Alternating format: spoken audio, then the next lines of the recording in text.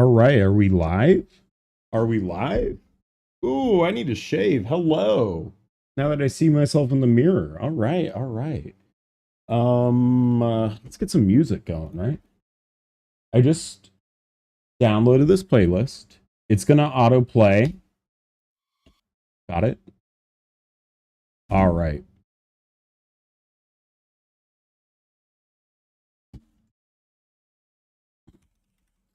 Not on this album.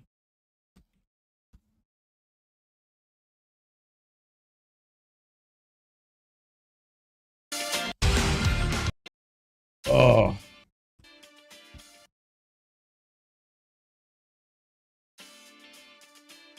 Today,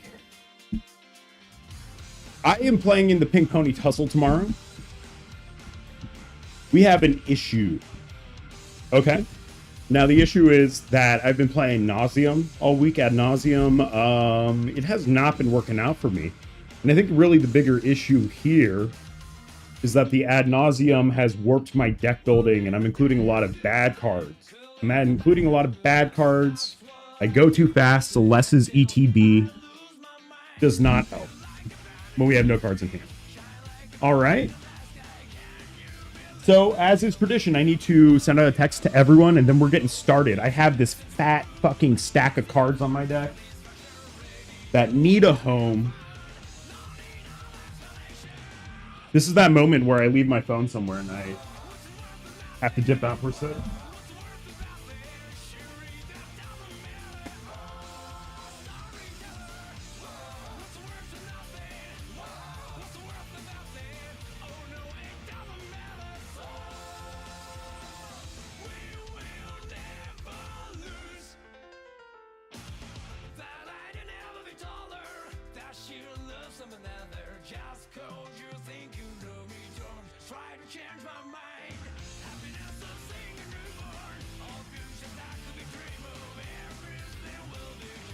Oh, yeah. Gotta shoot out my customary text. Nothing crazy, nothing crazy.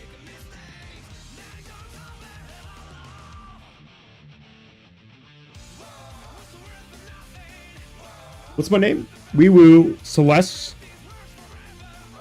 Re-Brew. Emergency stream. Yo, this is kind of hype, though. I mean, like, that list that I brewed on stream last time was definitely better. It was definitely better than I expected it to be.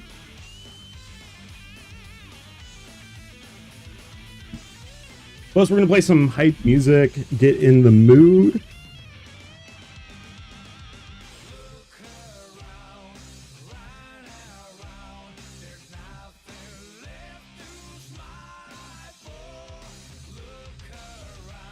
Oh, nice. I just sent my stuff without my stream title to my friends. That's annoying.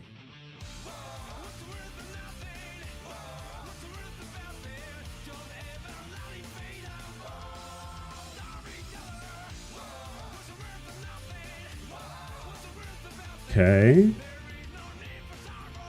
This is really testing my ADHD. Holy shit.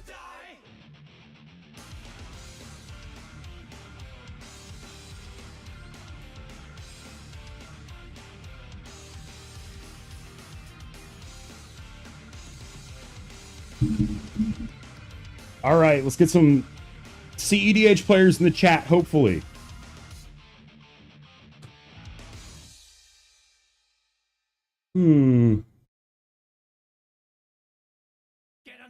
Oh man, I hope no one sees into my closet.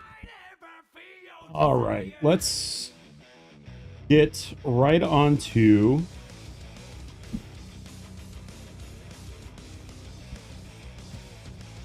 first of all, I'm going to pull up my old list.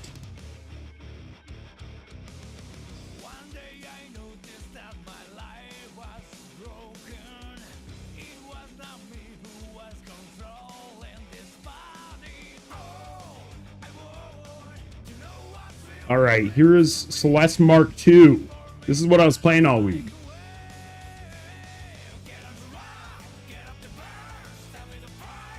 So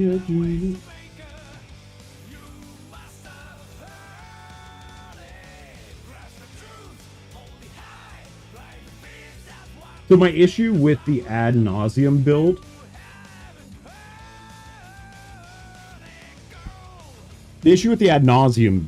is that we don't really need to ad nause. Average mana value 1.76. It would appear I told some people the wrong numbers yesterday, but we were looking at my Mox field, so I think I actually told them the correct numbers on my mana curve. Sorry, friends, if you were in there and saw that. All right. We're just going to hop right into the deck building.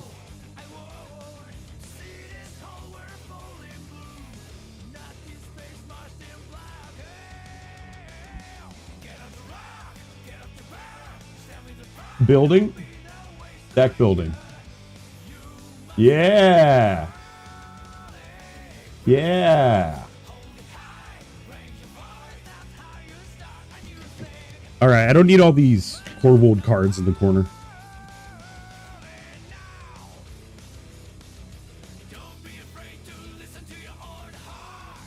All right, this is the wrong stack of cards. I cannot emphasize enough how many cards I had to look through just to find this stuff. All right.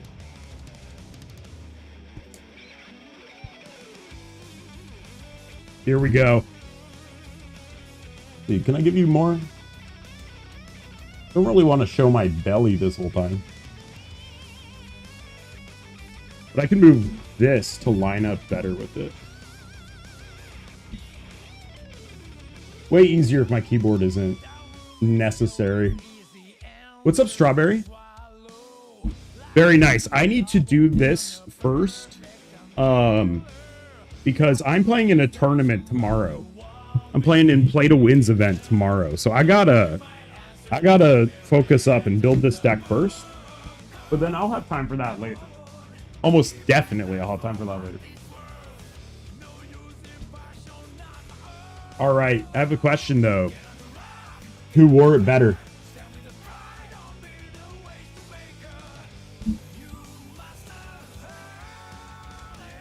Kind of hard to see. This one is the Surge foil.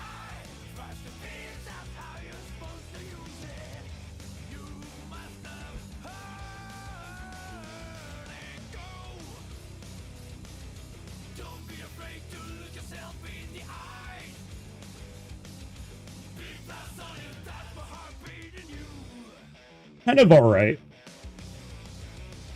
I'm like a little, I don't want to say miffed. I'm just like a little, it's a little less cool than I thought it was going to be. I kind of dig just this good old borderless Celes. Right? I don't know. Also, how is, where is this? Oh, I'm straight up from the screen. That glare is coming. All right, all right. We'll play the Surge foil. We'll play the Surge foil. I need a new sleeve for it, though.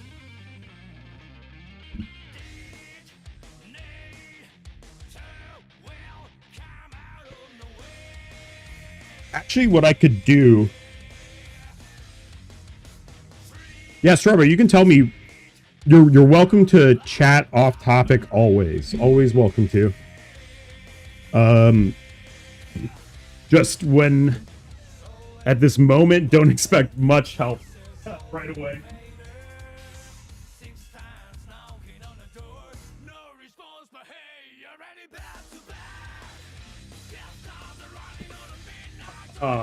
Feels good to be live again, though. Hadn't been live in a couple days. All right, now we have double sleeve Celes. On the other side, we have widescreen Celes. Lavinia Hate Bear Aggro. That sounds kind of sick. I'm excited to see that list in a second. All right, here is my deck.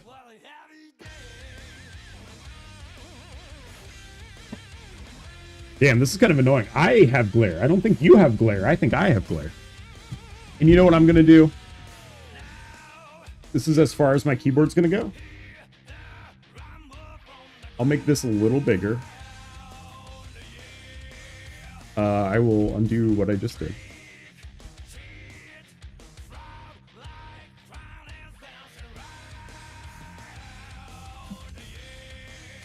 I need to choose my webcam. I'm gonna make it a little easier to see. Man, my webcam fucking hates cards in person. It's crazy to me.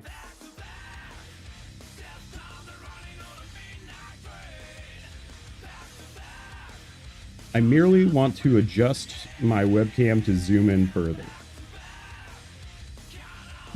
All right. Almost legible. If I zoom way in, is it legible? Fuck no, it's not.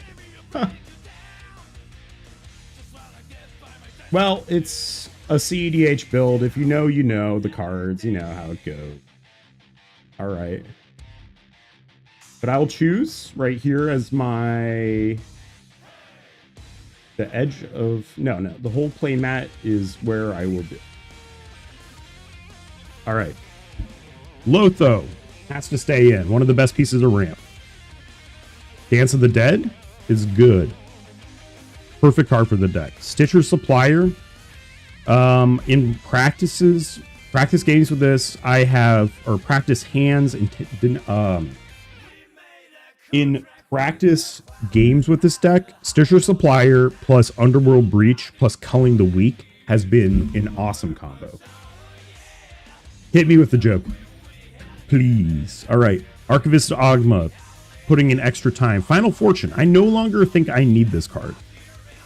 Tomb will never be gone. I'm going to put my lands in a separate pile. Okay. Diabolic Content stays. Red Ellie stays. Viscera Seer. I like it. People on the subreddit don't like it very much. Grand Abolisher. Easy keep. Entomb, now part of the main game plan.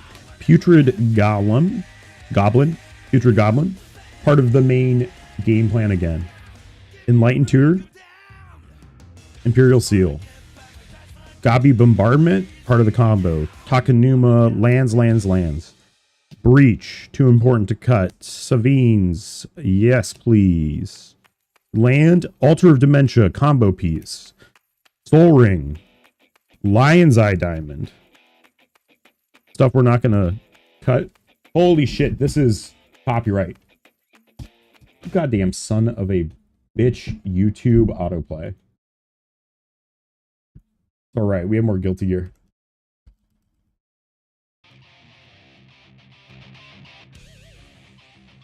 All right.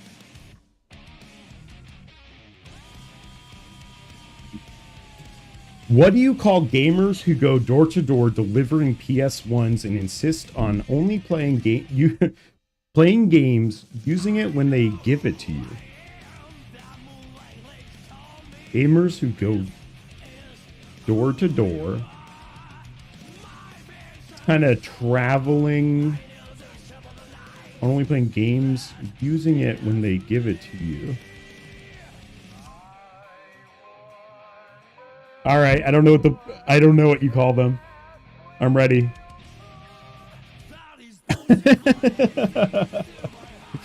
Genova's Witnesses. That's not what I was expecting to read today. That's really funny. Oh my god. All right, you got a hearty laugh out of me. We're no longer playing Wheel of Fortune. Taint, of course. Cloud Shift, of course. Helping Hand is maybe on the chopping block. I have so many abilities to bring stuff back in this new build. I like Recruiter still. I like Soul Cauldron still. The more tutors, the safer I feel. That's because my first deck was Carrick, so you know exactly just from that how I think about this game. I am worried I'm clipping this mic by talking too loudly. Test 1, 2. How's my audio sounding in relation to the music too? Oh, I love this album. Ragavan, a perfect card. Wishclaw, too good. I can Molten Duplication my Wishclaw. Scrubland, Dark Ritual. Verdant, Rite of Flame. Command Tower, Culling. Vanishing Verse, this card is fucking awesome. Jolted Awake, I don't know if I need that anymore. Yes, that's a smart pun. I like when a joke has like such a hyper specific punchline. I think that's really funny. Mox Opal, Arid Mesa, D-Tutor. Arcane Cigarette, Chrome Mox, Bowmaster, Badlands, Lesser Masticore. I need a real one of this, or I need to re-sleeve it, but we'll figure that out in a bit.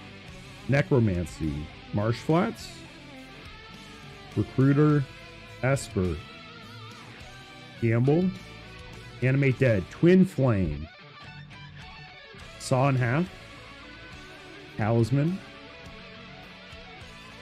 Pyroblast, Voice of Victory, Grinding Station,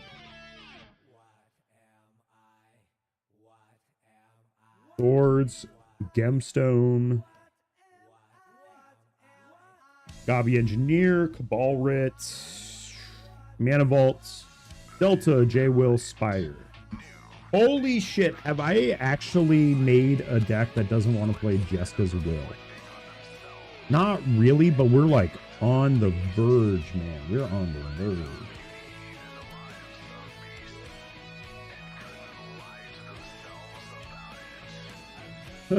Final Fantasy IX tactics are the Matthew, Mark, Luke, and John. Unfortunately, I don't really understand that joke. Final Fantasy is over my head, I'm not gonna lie. But, yeah. I can at least flick cards next to the microphone. There. Let's count my lands. Or let's, you know, take the rest of the deck out of this box first. Lotus Petal, I must get one in Future Sight. Let me text my friend about that.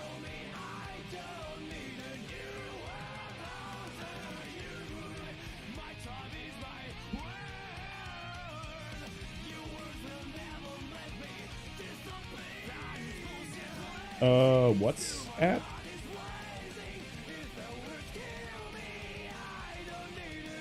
Lotus Petal? How about Lotus Petal? Alright, we gotta get some Future Sight cards, I'm not gonna lie. Plus the Deuteragonist. Secondary Heroine of 6. Deuteragonist. Deuteragonist. Deuteragonist. Am I pronouncing that wrong? Second important to the... Okay, cool. A former general of the Imperial Army, one of the main antagonistic factions of the game turned Voice of Hope. Yo, we like Celes. I don't know how much my opponents are going to like Celes. All right, Meathook Massacre. We have one board wipe. That seems good. Some argument to the Deluge, because once my creatures are in the bin, that actually is very helpful for me. So right now, we're rocking Meathook Massacre, but that's definitely one that could change.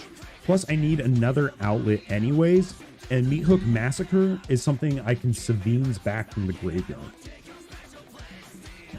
So I like Meathook Massacre a lot.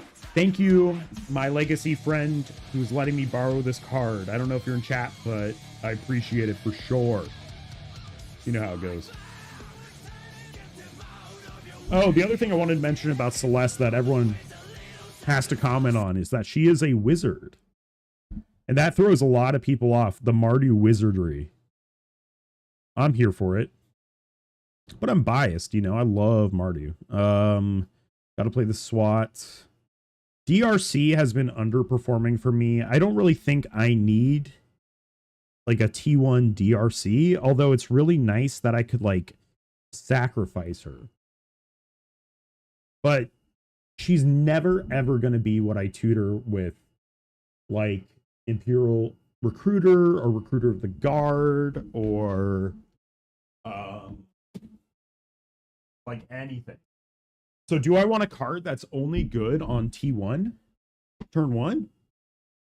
I don't think so. I don't think I do. We're trying to get some value out of this ETB. That's like the main issue right now. For lands right now, 3. Okay, I'm just going to count these. 1, 2, 3, 4, 5, 6, 7, 8, 9, 10, 11, 12, 13, 14, 15, 16, 17, 18, 19, 20, 21, 22, 23, 24, 25, 26 lands. 26 lands. More mana ramp than you've ever seen in a Mardu deck. All right. We start by getting rid of DRC. Twin Flame is cute. But I have other ways to win the game with like a dual caster mage, right? Jolted Awake. Not instant speed reanimation. Wheel of Fortune, I hate to do this to you. You're out.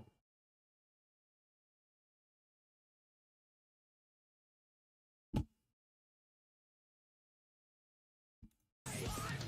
don't know how that music stopped.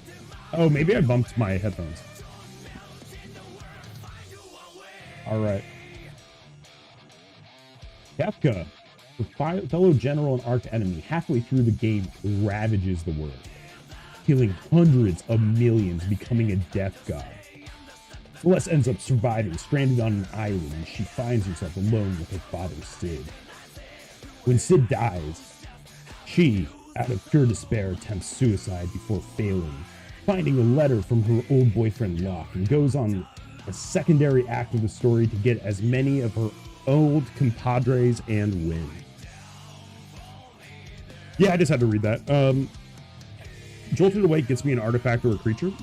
That's going to get me my... This bad boy gets me, like, Alter Dementia back. Y'all see how good Savine's Reclamation is for this deck? I mean, I never dislike a Stitcher Supplier, right? 6 cards to the bin is pretty crazy. I'm going to sit on this Final Fortune as a strong maybe. Because we don't need to take an extra turn if we're going to win on top of someone else. Right now, I'm thinking these are really good cards. I don't think I can devise a Goryo's Vengeance line yet. I haven't figured that one out. Liberator, instant speed wins. Murderous Redcap. Instant speed win when I include. We'll get to it. We'll get to the Auriok Salvagers in a little bit. Never mind. I'm going to keep going before I say anything else. Or rather, actually put cards in. Machias, Smothering Tide. I like the idea right now of using Machias just with the 2-card combo with Walking Ballista. Lively Dirge is an awesome tutor. Bolus's Citadel, if we take the Goblin Welder route. Kiki Jiki, there's a lot of cool combos with it. The Hazel's Brewmaster Kiki Jiki combo was just pointed out to me recently. That's an insane one. Dobby Welder, always in the running to be in there. Douthy Voidwalker, something I really like. Grim Servant, I really like it, but I don't know if I have the room for it. Soul Trader and Yawgmoth are really good sacrifice sources.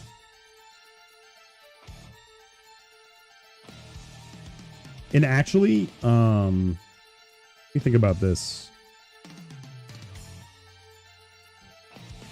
Black Market Connections has been on my mind. Dimir, Houseguard, and Fleshwrither. I think these are pretty key pieces. Necrotic Ooze, Deadpool Flicker.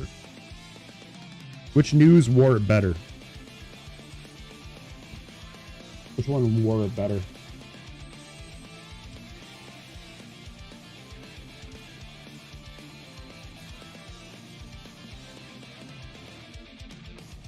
Is that where Opera Song comes from? The card Opera Song? I've been fucking with that in Standard.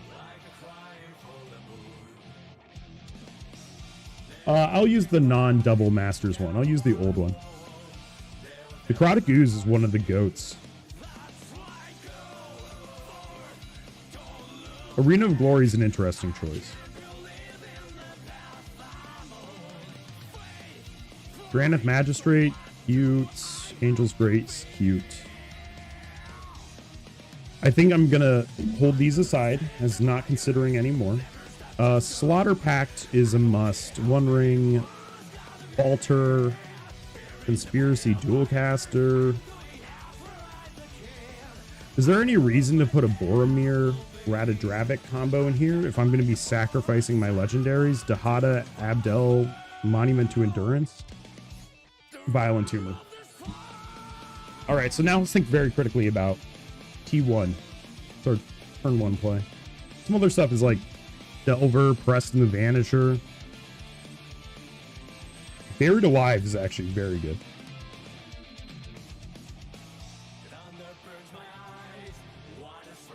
Is there some reason? No, we can't do this. If we were incorrect, we could Goryo's Vengeance of Balfour the Defile. How about that?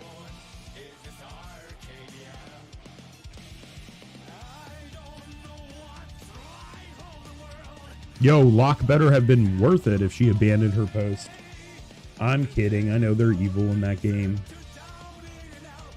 We're cooking too hard when you see Pilapala in my list of cards that I'm considering.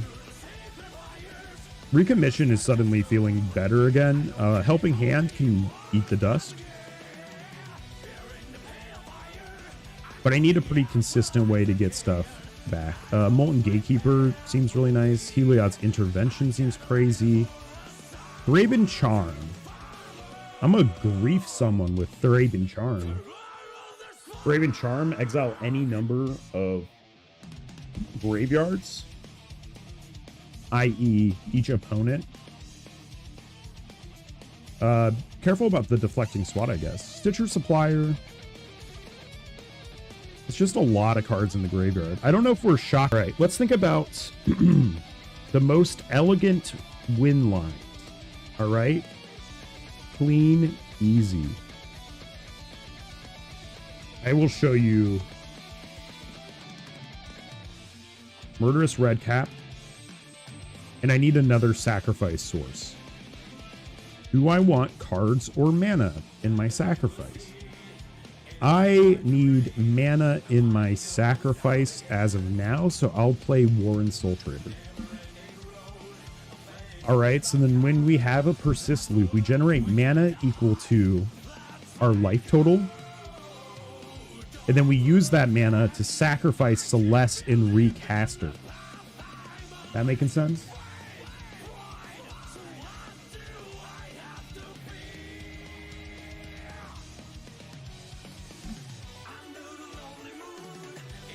Also, there's a famous scene in the first act where she's roped into performing an opera fragment in order to entice a wealthy opera fan named Setzer to join her cause. In the middle of the fragment, she realizes its theme of betrayal for an empire for the love of someone is exactly why she did what she did. She betrayed her empire for the sake of the love of her boyfriend, Locke.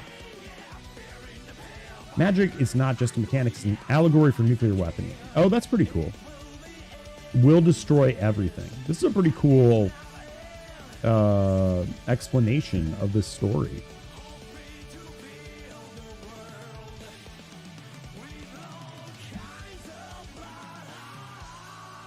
All right, let me keep brewing.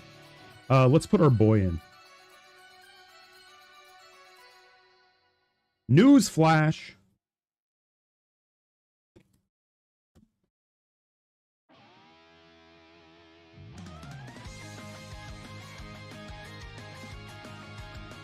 Dualcaster? What else am I doing? Okay, wait. Slaughter Pack needs to go in yesterday. One Rig needs to go in yesterday. I'll put my Flicker and Dahada next to each other, because they don't go in one without the other. So Dahada in the current environment is Dockside Extortionist. IMO.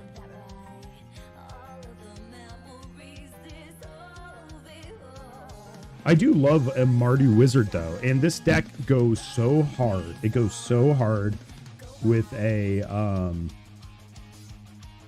what's it called? This deck goes so hard with Harmonic Prodigy. There it is.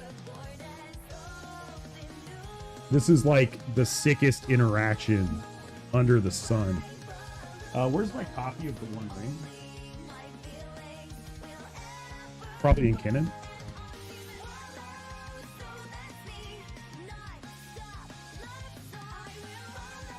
It is very sad to have Kinnan almost completed in paper and to not be playing it. Yay, we got a shiny ring.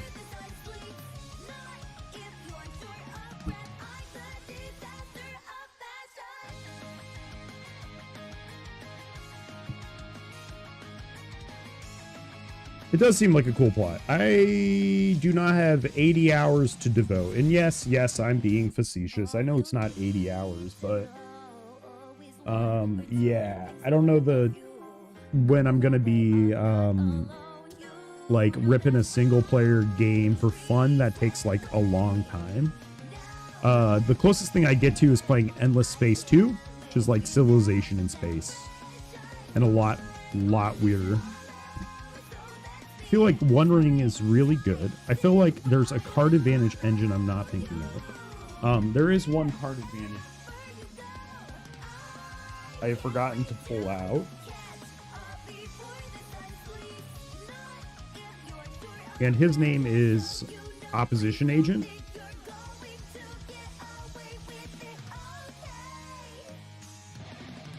All right, so now let's set up the instant speed Salvagers combo. Do I want a Bomberman?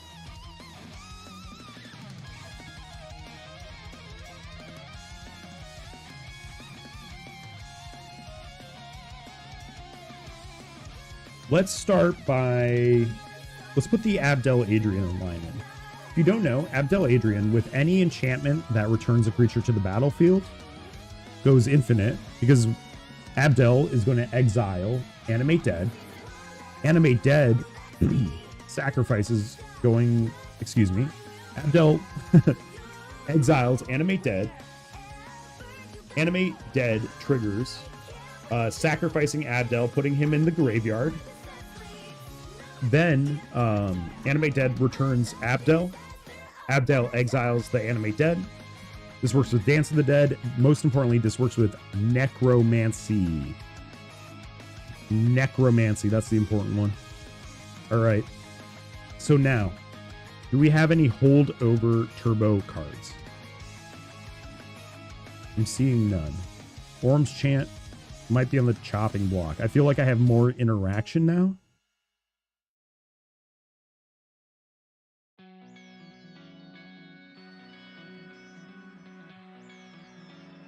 Meathook Massacre, I'm looking at with little questioning eyes.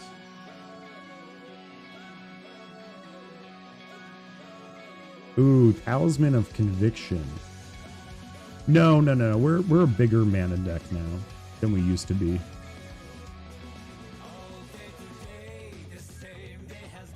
Bowmaster kills the table with Abdel Adrian.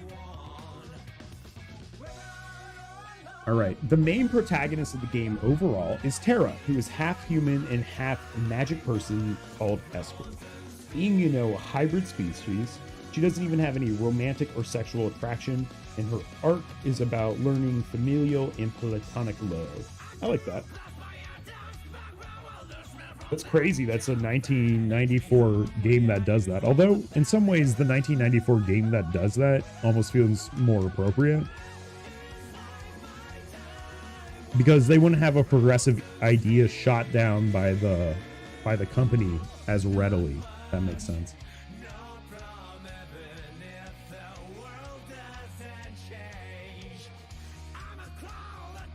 So right now I have 2 persist creatures. How many sacrificers do I have?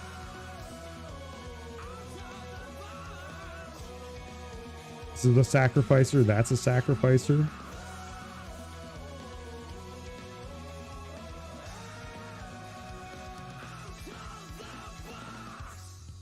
Diabolic Intent goes hard in this deck. You can Diabolic Intent, then reanimate or fetch reanimate with it. All right, I got to put this back in CMC order.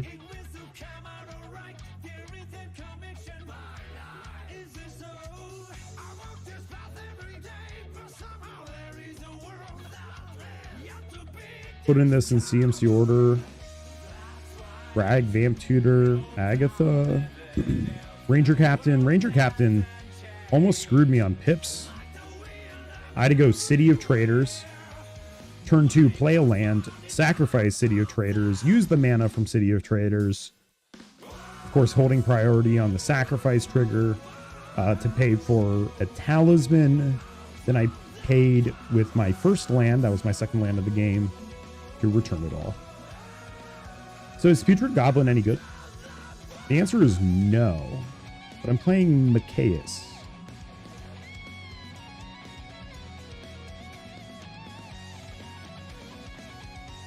I like Machias having a 2-card. A non-commander reliant 2-card is so useful for me.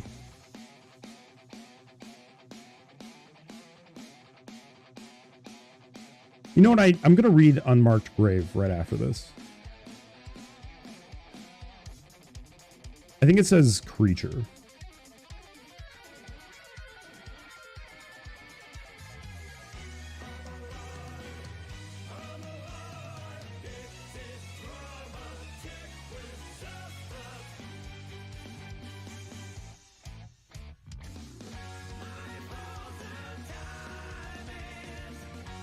One open slot. God, Dahada Flicker is so clean. All right, so in order to get our instant speed win, Phyrexian Altar is really good too. Right, this is a 3-card. Infinite mana, infinite recast of my commander.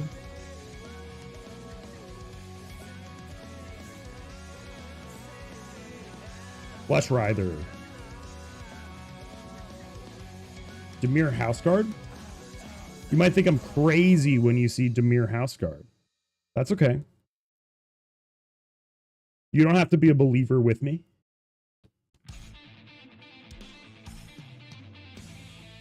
Yeah, I actually have a copy of Kefka. I'm going to build that in casual at some point. With that being said, I have not played casual in like 2 or 3 weeks. I don't even know if I've played fucking casual in June. I put together a casual deck for June.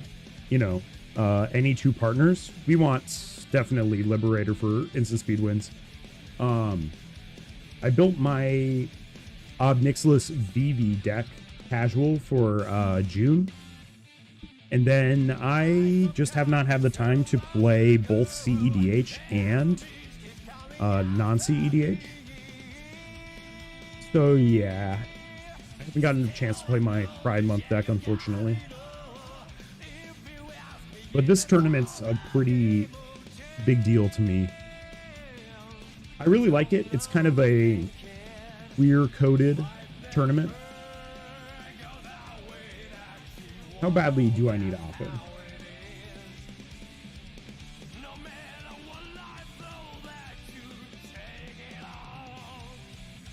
You know, my friend tried to like sell me on Kefka as a villain. He goes, yeah, Kefka is just a killer clown. How cool is that? And I was like, yeah, I had no response. I was like, you're going to have to sell me again on that, my friend. Nomox Amber. That's all right. Mopal.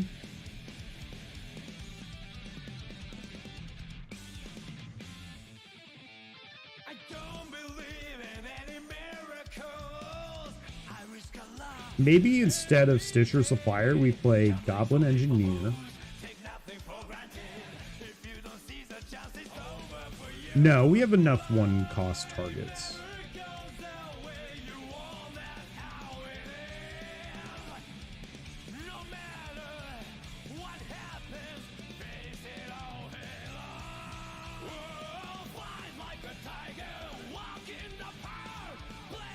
Damn, I would be like so much more compelled by Kefka if he wasn't just like a clown.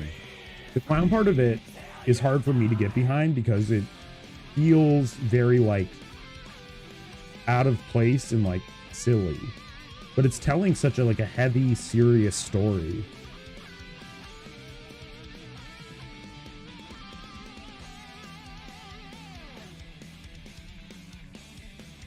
Touch the Spirit Realm is so good. Maybe Recruiter of the Guard is the one I don't need. Or maybe I just need better targets for Recruiter. I can actually just get Murderous with Recruiter. Nothing fetches Abdel Adrian. Unmarked Grave is no longer the best tutor for the job. I think Lively Dirge is. I could return 2 creatures with total mana value 4 or less from my graveyard to the battlefield. 2 creatures.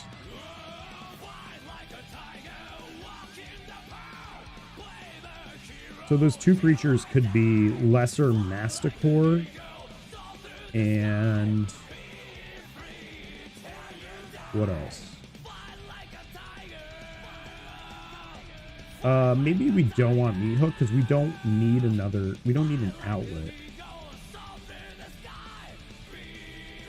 I don't think it's Mardu's job to clear the board.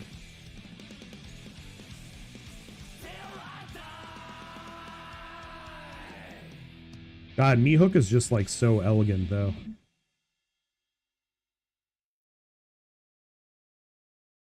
So this is whenever a creature I control dies, each opponent loses a life. It gets through the 1 ring too. Fuck. Does that mean I don't need like a damage sacrificer?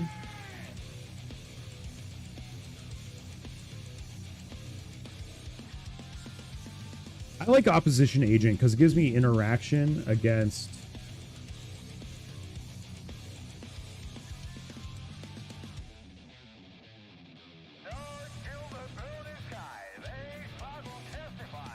How the hell am I winning the game? Maybe I do cut 1 piece of ramp. That feels so bad.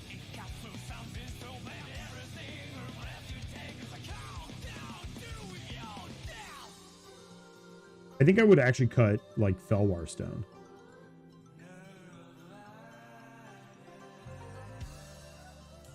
Ranger Captain, Savines. Man, I haven't even put Ballista in.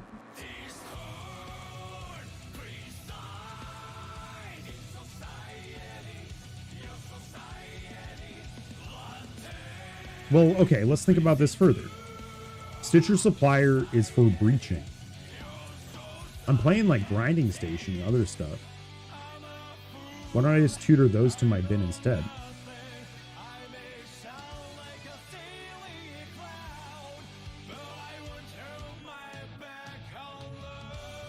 Yeah, so Lively Dirge has a similar role. I'm okay with cutting Stitcher Supplier for this.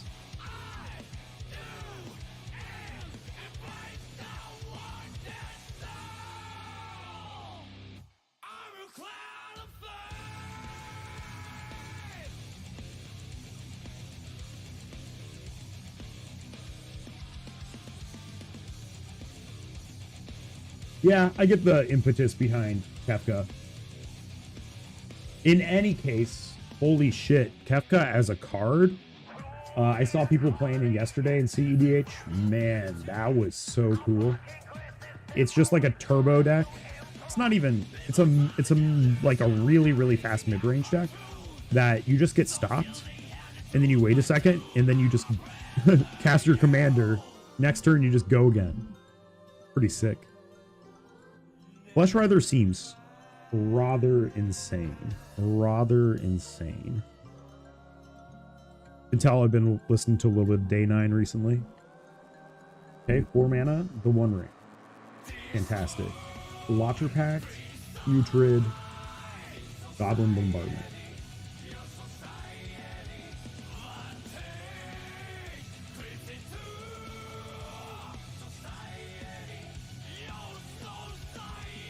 Meat Hook Massacre, interesting. I appreciate it. Oh, and I do love The Dark Knight. Did my chat pockets get moved? Open stream? Yes. No, we're good, we're good. Okay, we got to count this up. Abdel Adrian in the yard is so good. I have a hard time quantifying how good Abdel Adrian is. I don't even need Molten Gatekeeper really now to go infinite with Abdel.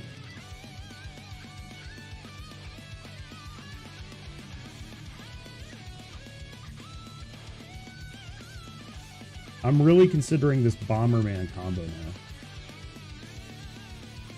Cool part about Bomberman is you could play that with Necrotic Ooze. Let's get Necrotic Ooze in here.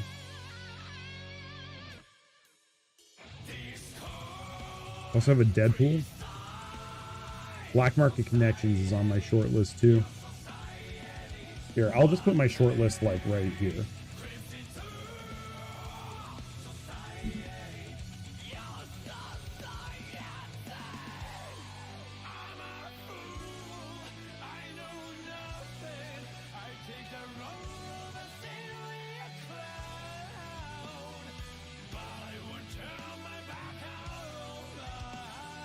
Bomberman is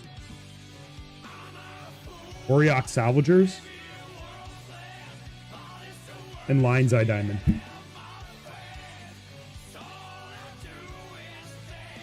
You have Auriok Salvagers on the battlefield. Then you cast Lion's Eye Diamond.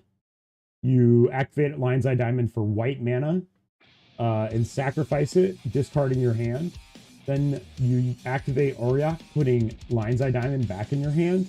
Then you cast Lion's Eye Diamond. I present an infinite loop where I create infinite colored mana. But what's cool about this is an activated ability with no tap.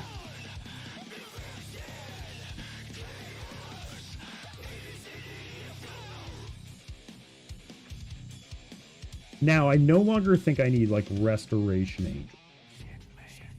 We do need Smothering Tithe in here. It's too good not to play.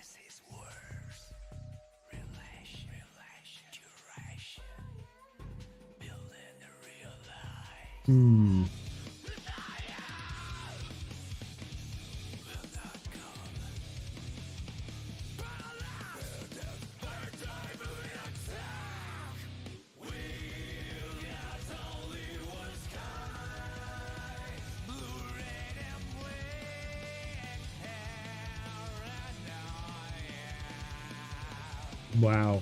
I'm considering not playing Jessica's Will. Holy fuck. I'm having a mental crisis over this. Oh my god. Jessica's Will. My baby. Oh man. Alright, that's where we start consulting other lists. No one has done well on this deck yet, so it's not even like I can even consult other lists that reliably.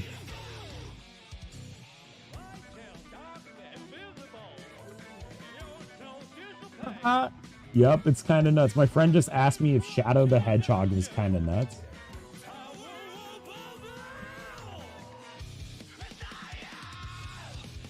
Shadow Hedgehog MTG.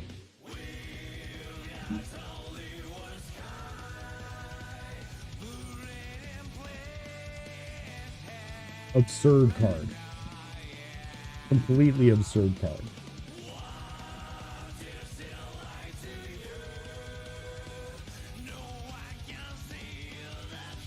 And the best part is Rakdos needed this shit.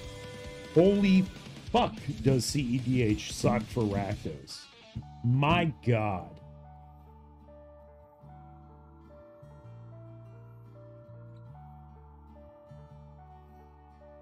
Yes, it mostly says can't be countered, but even furthermore, it means it can't be interacted with on the stack, okay?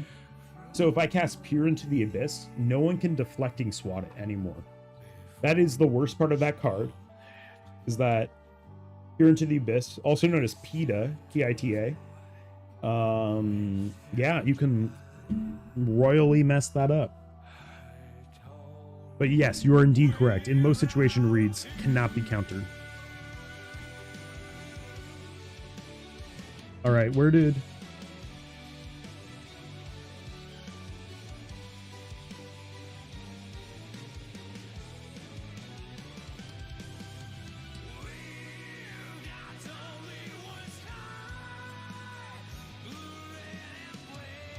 Oh boy, Smothering Tithe. I have a hard time not playing Opposition Agent if I'm playing a deck that it's available for. Smothering Tithe, also known as White Omniscience. Can't leave home without it. But yeah, so if I have Knuckles out or Shadow out, and I spend mana from a treasure, I could cast an uncounterable Thassa's Oracle. And that's just like the tip of the iceberg, really.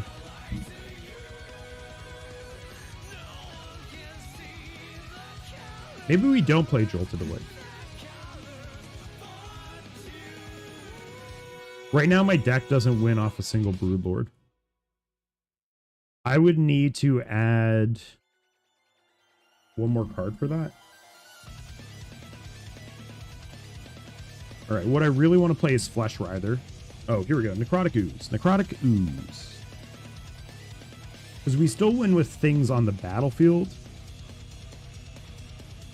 But we need a way to return them to the battlefield. It could be Chainer Dementia Nightmare. Yeah.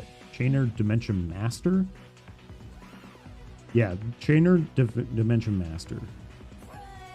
It's not Nightmare Adept. I think Nightmare Adept is the red lock one.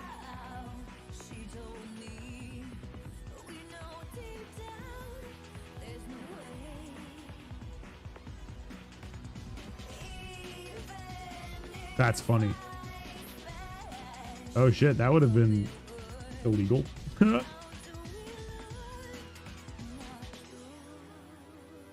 Had a paper proxy in the back of that.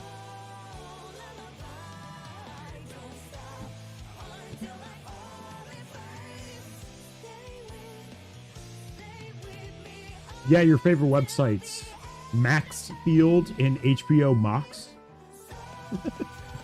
I think I'm funny. Lively Dirge is so broken.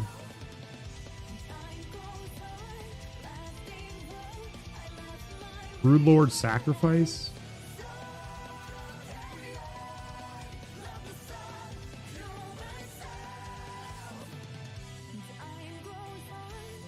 One thing that's sick about Murderous Redcap is its ETB kills a creature.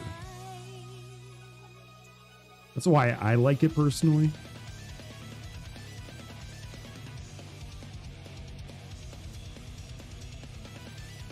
Vanishing Verse has been way overperforming. I feed both Rhystic Studies and Smothering Tides like no one fucking business. Tainted Pact. I want Tainted Pact. If I need to, I could Tainted Pact for like a Liberator.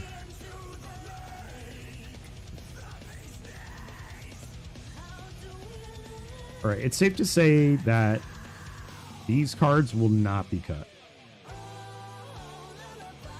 But I could do something like replace Cloud Shift.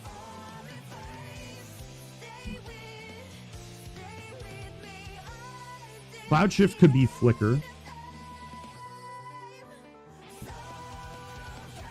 My issue with adding a Dahada line is I further make my deck sorcery speed. I'm going to try cutting Orm's Chant. Orm's Chant is not as good as I perhaps once thought it was. Totally disgusting card in 1v1 though. I'm like literally shocked Orm's Chant doesn't say non-creature spell. It's like a straight up silence in 1v1. I am going to start calling it HBO Mox now. I get a kick out of that. All right, so now our Necrotic Ooze is in here. Which means we need our two biggest, baddest effects. Razakak?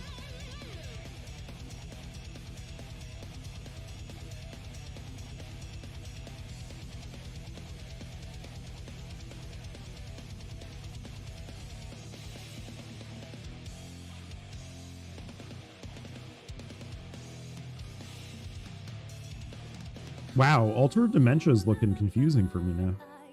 Although it's good for milling myself in particular. Nice. I have never watched a full episode of Friends, actually. I do not watch, like, almost any TV. I'm a big YouTube boy. I just sit there watching YouTube all day, watching video essays. Unfortunately, I have been sucked into the second screen lifestyle. Multiple duplication's so insane. Dude, Touch the Spirit Realm does not feel nearly as good as it used to. Ooh, oh no, oh no, oh no.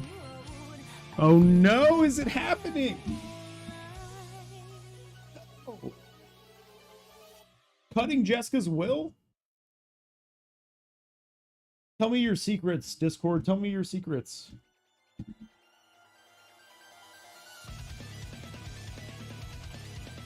Let me search the Celeste Discord.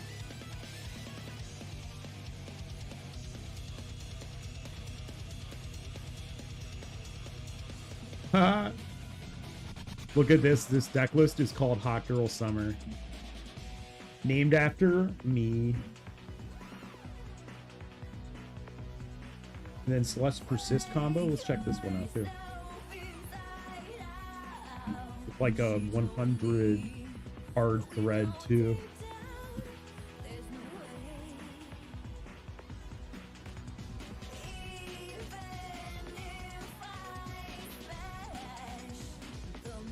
I still got to think of a good name for Celeste. I think my name right now is Wheel Jerk. Maybe see how that looks in writing. Wheel Jerk.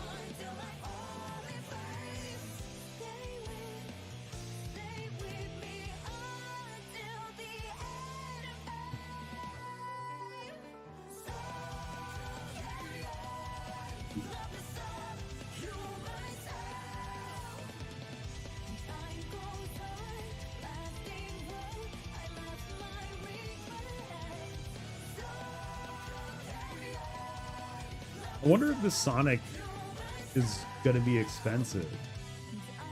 I don't even think I have a single friend who's a Sonic fan. Maybe one person who I haven't spoken to. All right, Hot Girl Summer. What are we doing here? Ad nauseum. We can close this one.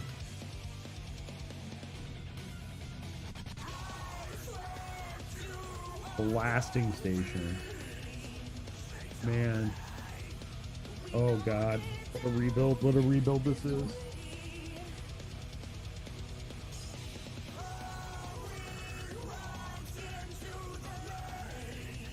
I gotta stop doing this, but what I did was I just put half of another deck right here accidentally. And these are the cards I need from it. I could conceivably play Bolt Bend. Bolt Bend is awesome stack interaction.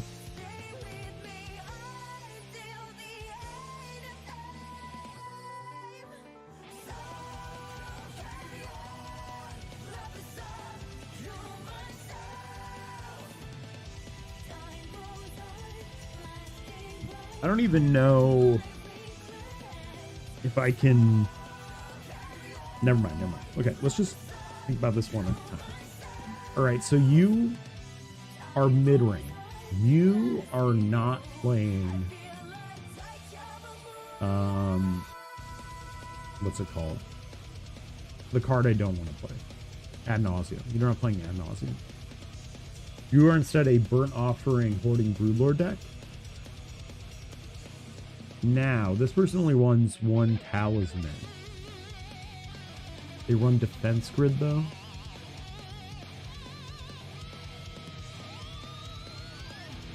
Should I be putting Vexing Bobble in this?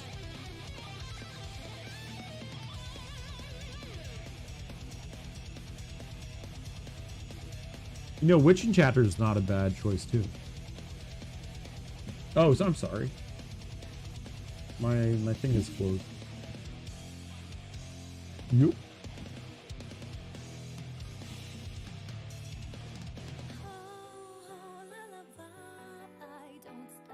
That's not it. That's not it. That's not it. That's close enough.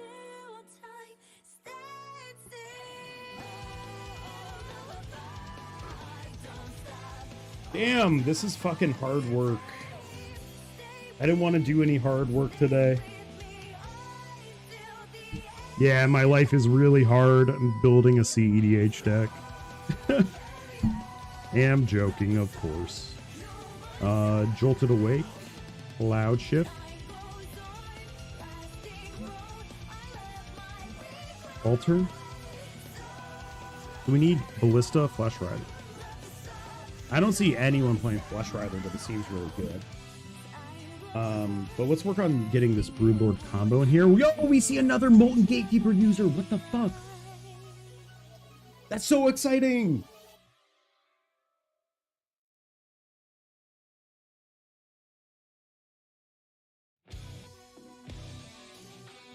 So now I think Jolted Awake is maybe not the option that I need. Maybe it's Recommission.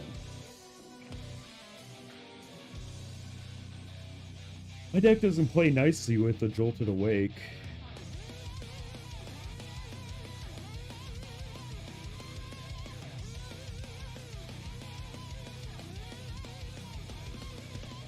Okay, what we do need...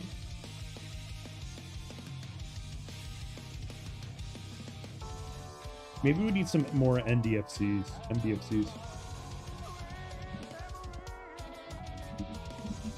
Oh my god, I just do not want to play Touch the Spirit Realm. Someone save me from this self-imposed hell. Are people on Tainted Pact? I mean, you're probably on Tainted Pact in... Oz.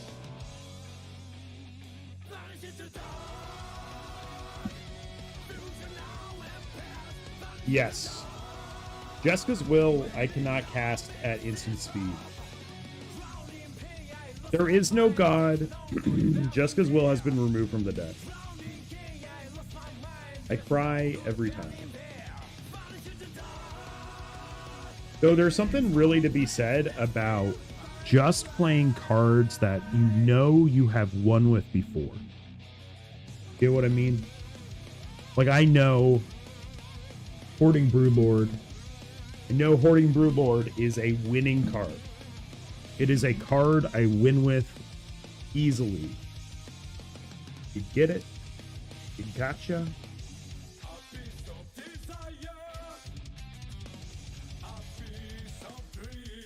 Alright, Hoarding Broodlord. Going in. I'm praying that I'm one card down because I took one out and put it into my box. I mean, I have to count the deck right now, but...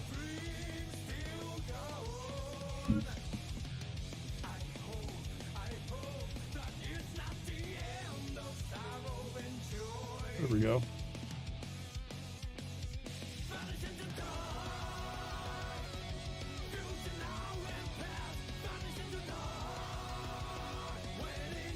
What a mess.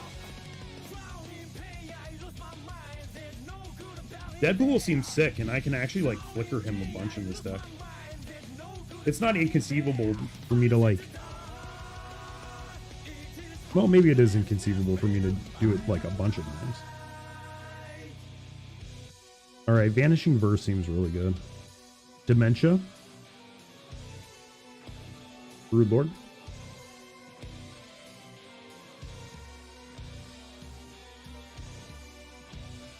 Broodlord means I need to run Burnt Offering.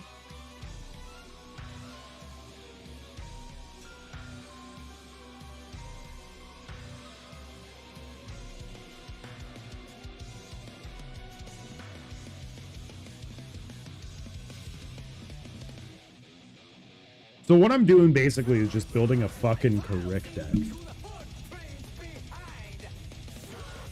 Razaketh. If someone reanimates this, you know what? They deserve it. They just deserve it. They can keep the card. I'll just give it to them. 1, 2, 3, 4, 5, 6, 7, 8, 9, 10, 11, 12, 13, 14, 15, 16, 17, 18, 19, 20. Oh, and I did want to mention, one of the best parts about Razaketh is that I do not need to, with Razaketh, I do not, I don't need him to sit on the battlefield. I don't need Razaketh to sit on the battlefield. Now that's super important because there's so many clones in the meta,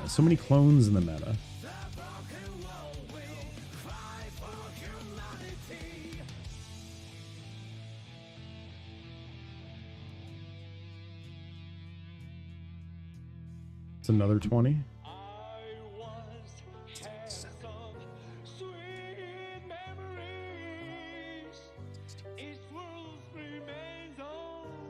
One, 2, 3, 4, 5, 6, 7, 8, 9, 10, 11, 12, 13.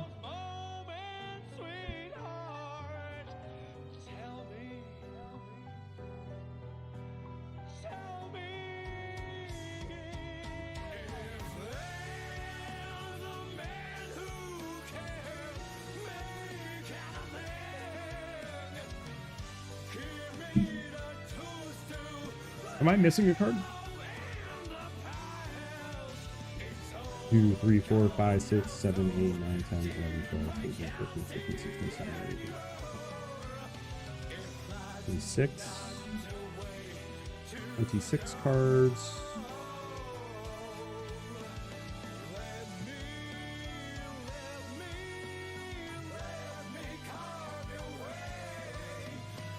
Two, 3, 4, 5, 6, 7, 8, 9, 10, 11, 12, 13, 14, 15, 17, 20.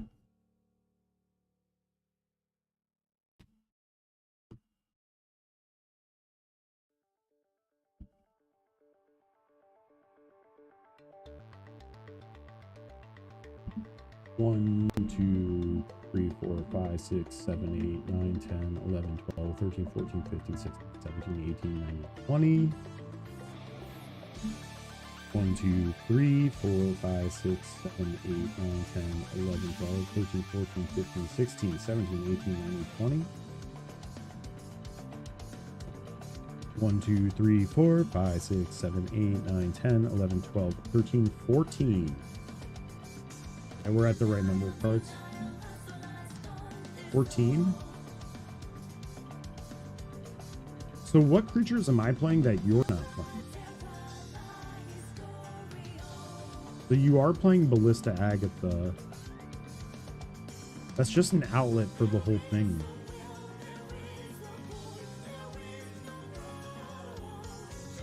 So I'm mostly playing Necrotic Ooze, which you are not doing. What are my least value-oriented cards?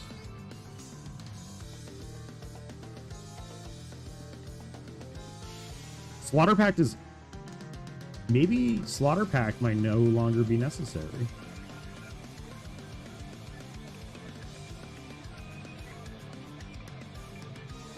I'll tell you what, I missed Slaughter Pact, but only because I needed it after an ad nauseam. But if I'm not ad nauseuming, then why do I bother with this guy?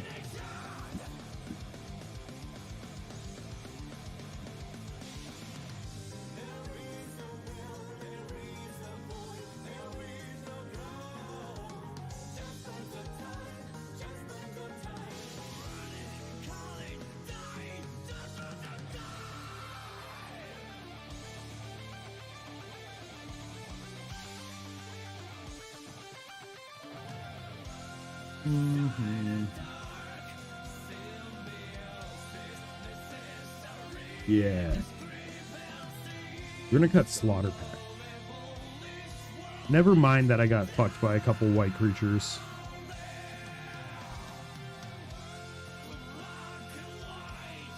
Namely Drannith Magistrate. Haven't seen that shit in ages.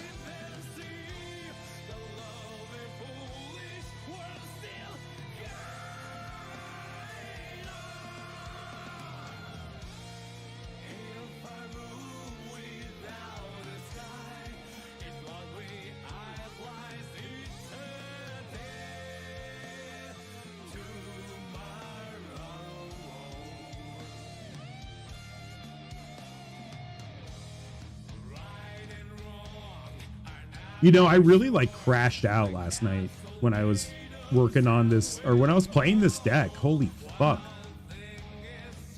It only wins if you add nausea. It used to be. So now we're going to try to do some more Razaketh kind of goodness.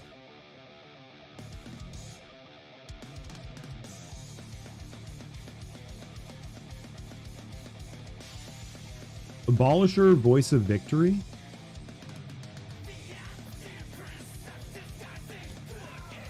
Yeah, so definitely no Orm's Chant in this list. They're a Fire Covenant user, which kind of makes sense because they're not using their life tool. Person is playing Opposition Agent.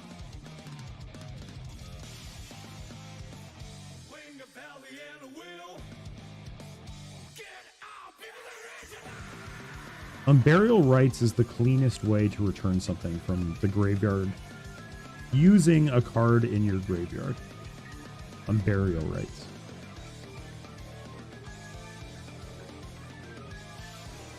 Of course, this person isn't playing Meat Hook. But if you have the loop set up anyways, you kill them on the next upkeep. I'm probably the only fucker playing Liberator, but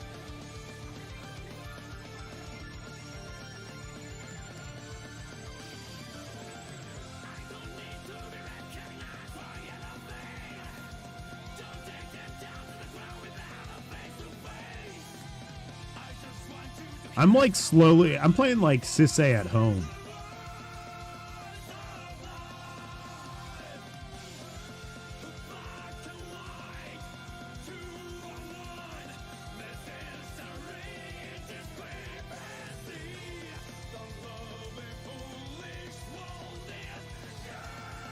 It'd be crazy not to breach, right? Yeah, of course it would. Diabolic Intent, of course. This person is playing Flicker. Flicker, no Dahada. Wild choice. I don't see people playing Lively Dirge. It seems insane.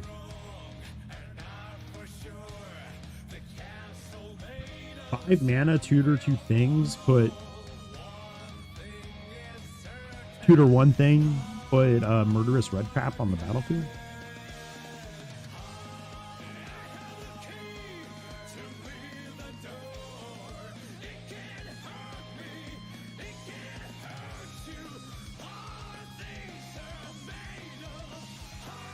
News, Red Cap, Tithe, Razaketh.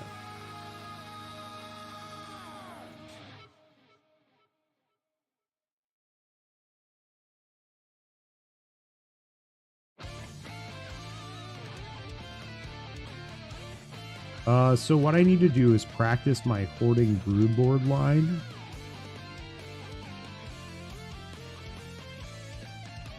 All right, we're gonna figure out what to cut for Unburial Rites. Violent Tumor seems pretty important too, as does Dimir Houseguard. Although Dimir Houseguard might be where we get rid of Viscera Seer, but with Viscera Seer, I can yoink that off of Ranger Captain of Dio. Busted. And a Dual Caster Mage. Ah, yes, I see it. Dual Caster, Golden Gatekeeper, Cloud Chip. That's the combo. Macias.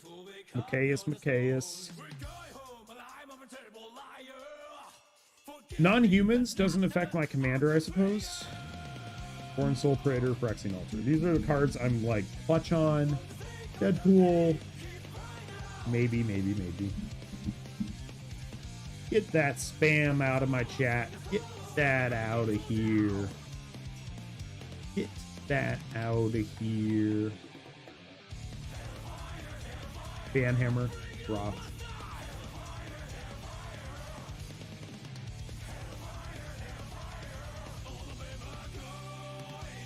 No audit needed.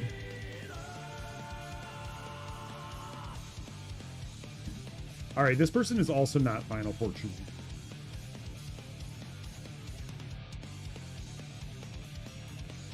I kind of dig the idea of Boromir. There's definitely like a Boromir Ratadrabik thing I could do.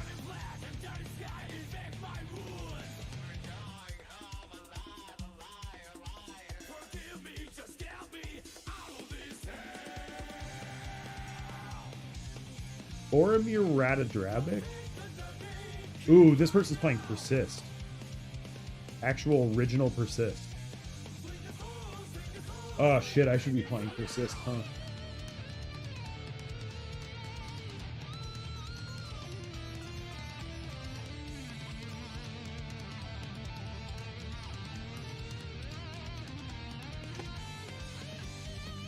Oh my god, I have every deck box in my room on my bed.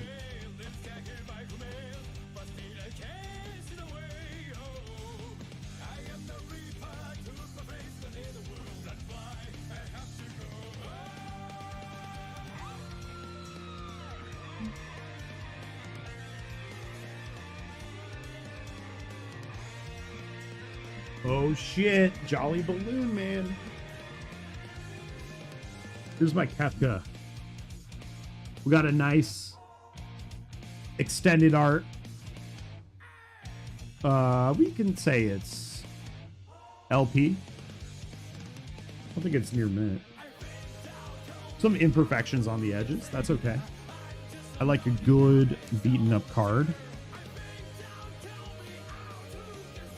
So this guy is a Chillwind Yeti. He's a 4/5. Holy fuck. That looks like a fun commander. My god. Man, I really like the idea of like Monument to Endurance. Oh my god. Yog Daddy. Iki Jiki. If I... My Necrotic Ooze does not have haste. Hazel's Brewmaster?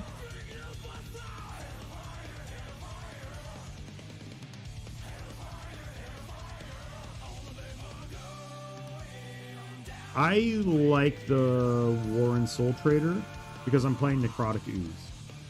Let me see what other non-creature sacrificers I have in here that don't win me the game.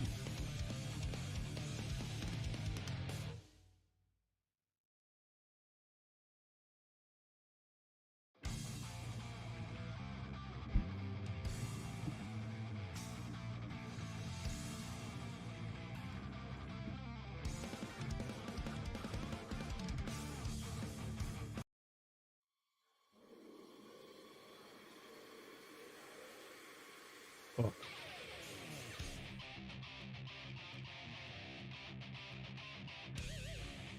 All right, so we're ballista-ing.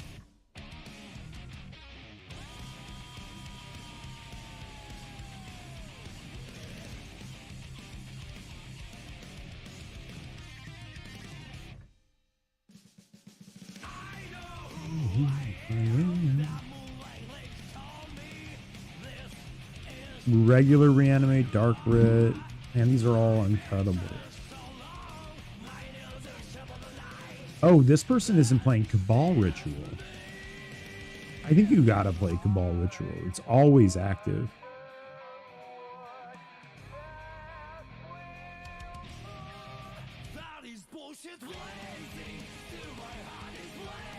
I'm trying to think, what of these pieces aren't malleable enough? I mean, is Harmonic Prodigy win more now? Like, no, not even, not even. How insane would it be if Celes worked with Delmi? The little creatures trigger twice.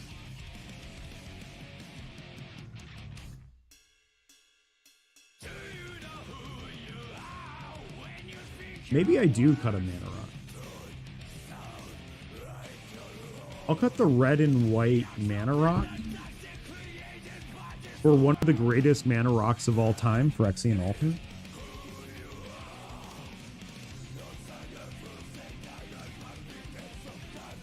Oh yeah, you know what I'm gonna do? I'm gonna pull up this tournament on Spice Rack, but I'm going to.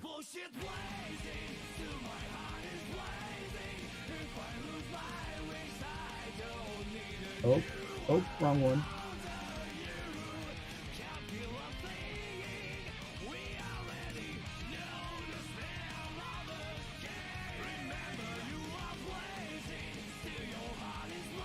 You can tell I'm in the tank. I'm miserable.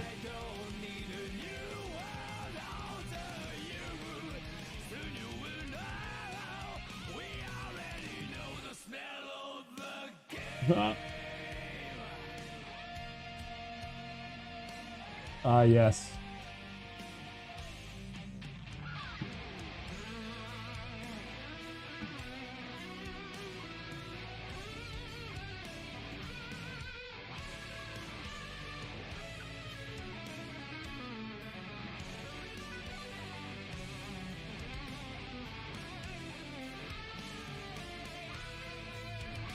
All right, let's take some test hands. We need to find a spot for, like, Unburial Rites. Oh, Flesh Writher is the other crazy, crazy card.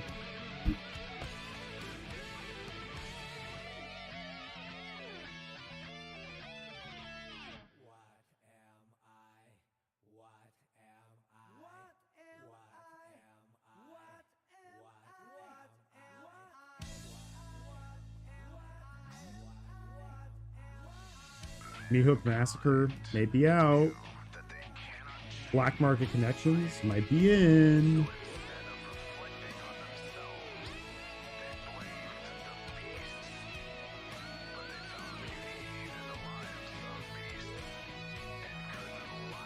Deadpool is a cool control piece, but I don't know how badly I need a control piece.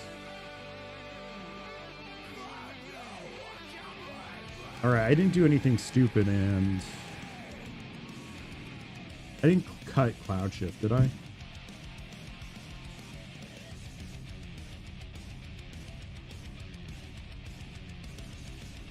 I'll be kicking myself if I did that. Can't you see I'm blazing? Still my heart is blazing. If the words kill me, I don't. Oh my god, this album is so perfect. Gets me so hyped every time. Alright, so I'm looking at 5 1-mana instants that are white. 1, 2, 3, 4. I'm looking at 4 1-mana instants. I counted that Esper Sentinel for a second.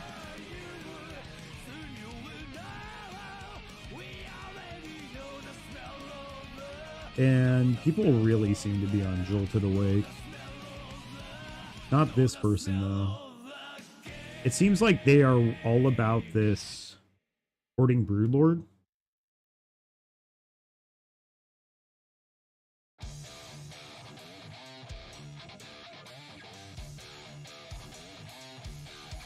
I am not liking Jolted Awake right now.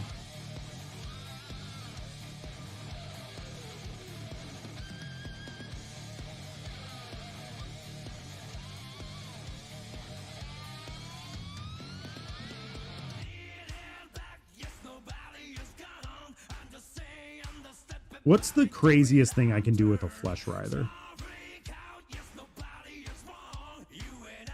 I mean, it's here to instant speed transfigure, I'm sorry, into Murderous Redcap or Necrotic Ooze.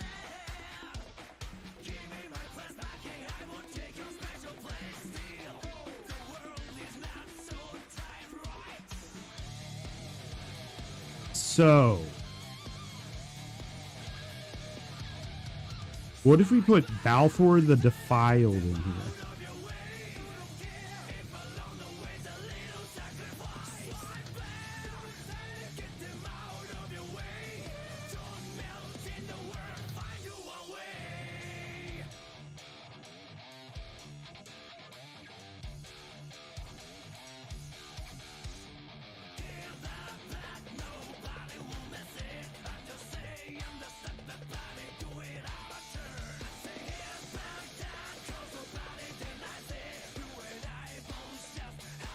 don't see anyone playing Angel's Grace. I kind of dug the Angel's Grace plus Ad Nauseam, but I never landed it. I have a copy of Persist somewhere. Here is my Tevesh Rogue Rack deck.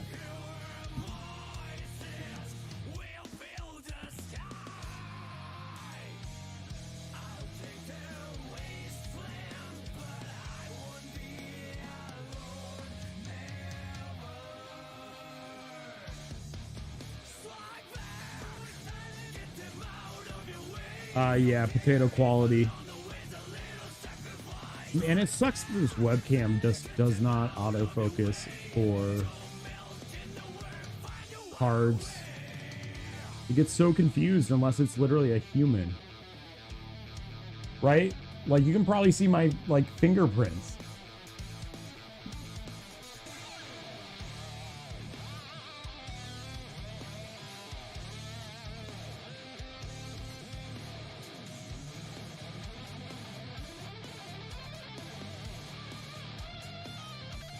I just tried running at a higher resolution.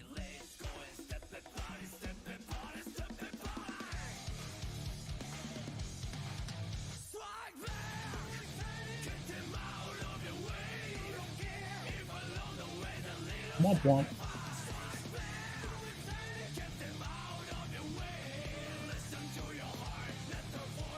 We don't need my knee in there. All right.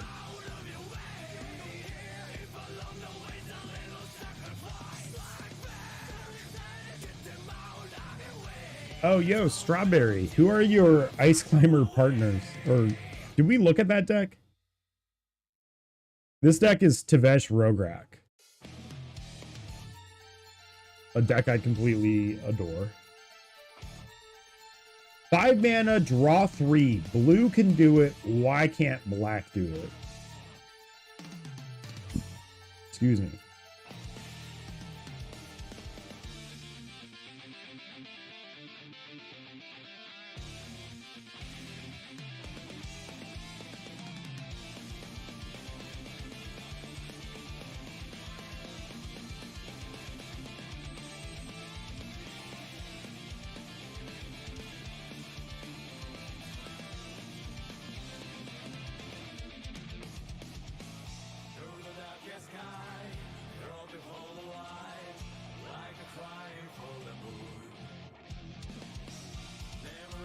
Something about the Bomberman combo makes me feel safe. All right, I don't have a copy of original Persist in there.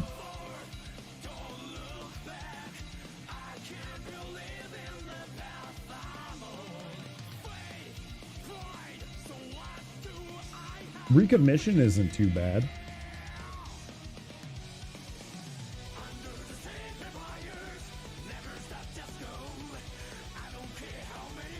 $26 lands, but they have a bunch of MDFCs.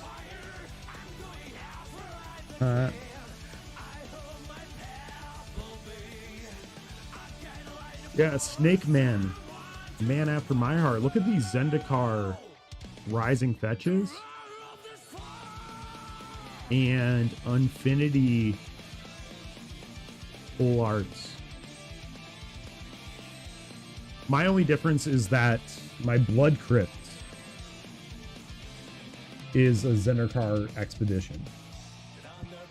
But next month, first thing I'm going to do, get a Godless Shrine and get a Plateau so they are all nice and matching.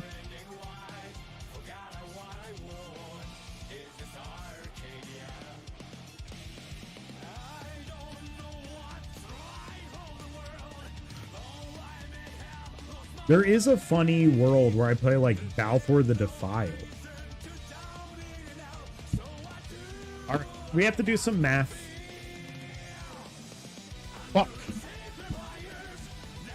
The stream is getting derailed by me.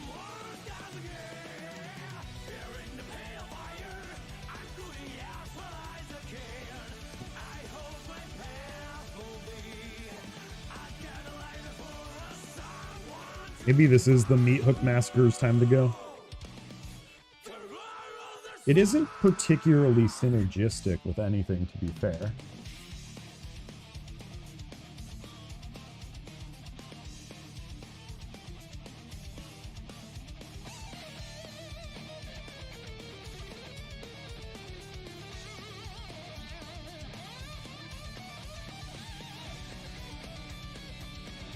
I don't like the idea of winning with the Twin Flame combo. I like the idea of winning with a Flicker combo at instant speed. There is another combo that I have not considered putting in play yet. Oh, fuck. I don't even have a Dual Caster in here yet.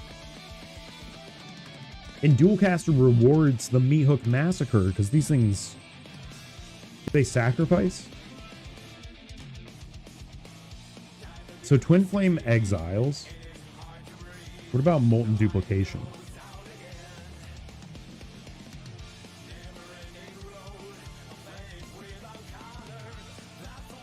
What about Molten Duplication, though? Sacrifice it at the beginning of the next end step. So that pays off my Meat Hook Massacre. It's safe to say that Dual Caster combo is really good, especially with this Molten Gatekeeper. Especially with this Molten Gatekeeper.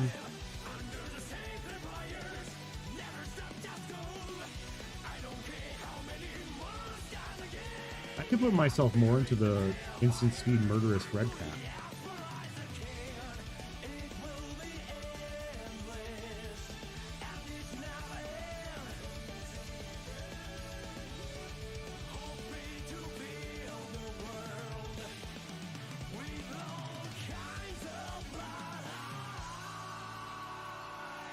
Ugh.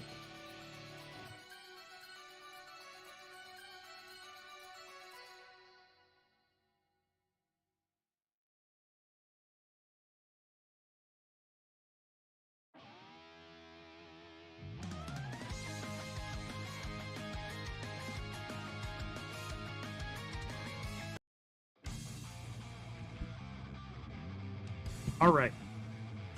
Let me grab a copy of Persist.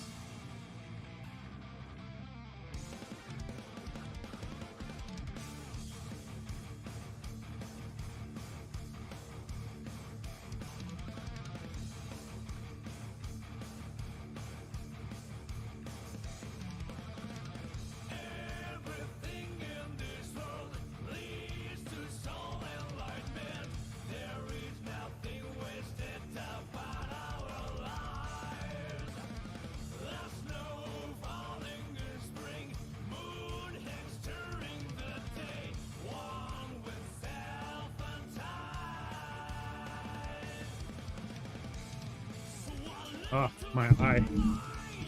Gonna have to take this contact out. I am so sorry if you have seen me licking my finger and poking my eyeball, but that's where we are. All right, back to the cardboard. Deck building.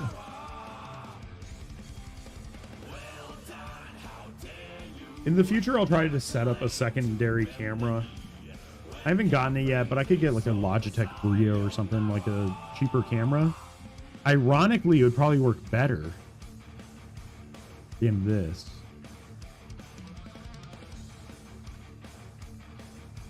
All right, I cannot look too hard at all of these cards because I will want to play them all.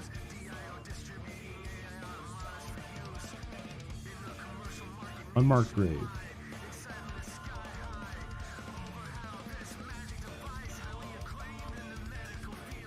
Persist.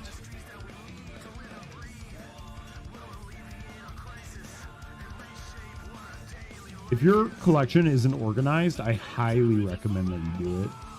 It's like one of the best decisions I have made in my life. Look at this. All of these black 2-cost cards.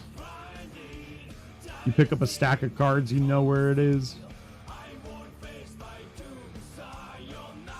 Do I have a foil Lively Dirge? I have 3 copies of Imp's Mischief. Oh my god, I'm losing touch with my own.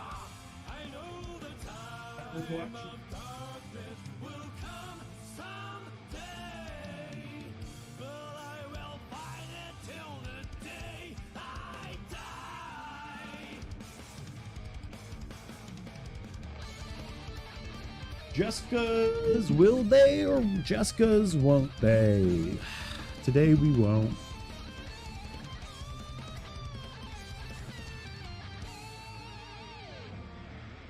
Oh, this is the persist I wanted to play. I'm so dumb. Lol. Wait, someone checked the footage. I just picked up this stack of cards and the foil persist was right there. That's so funny. I agree. I am a god. What are we looking at now?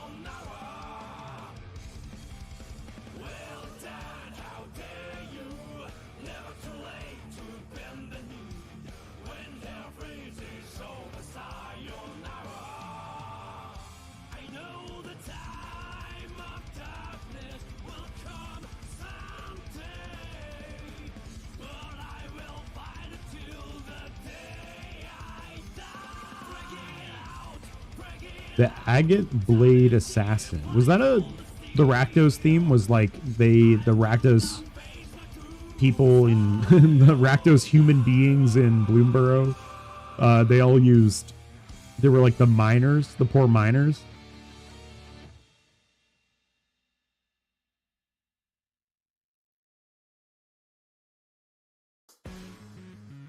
Creatures I control get -1/-1.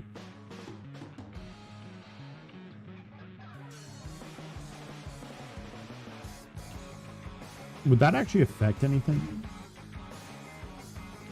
So if it has -1/-1, it will die, come back with a -1/-1 counter on it, come back with a +1/+1 counter on it.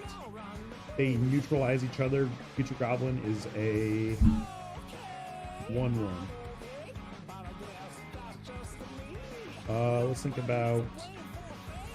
Oh my god, Voice of Victory and Phyrexian Altar is very sick.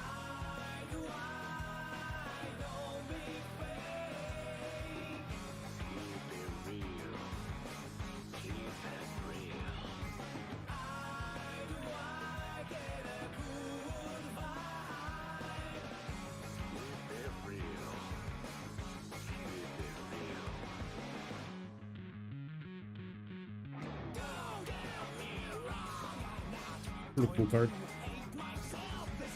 Liliana's Talent.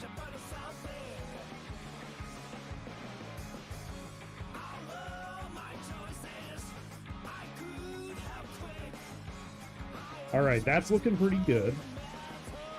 I didn't realize I had this Lively Dirge.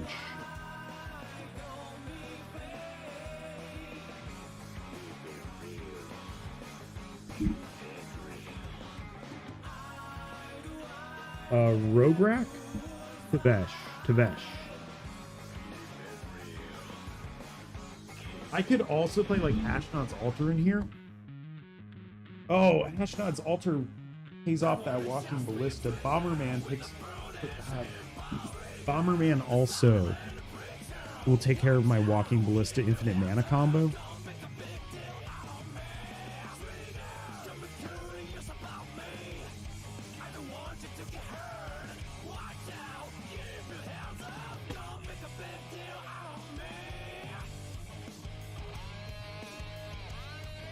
All right.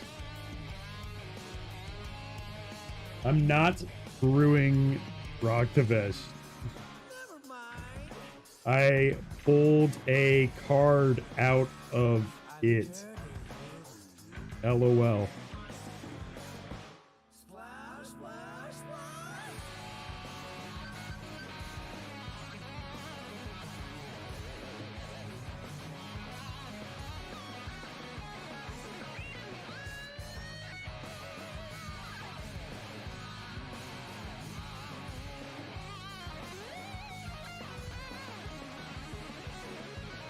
Guess everyone is trying to text me right now. Perfect timing, perfect timing.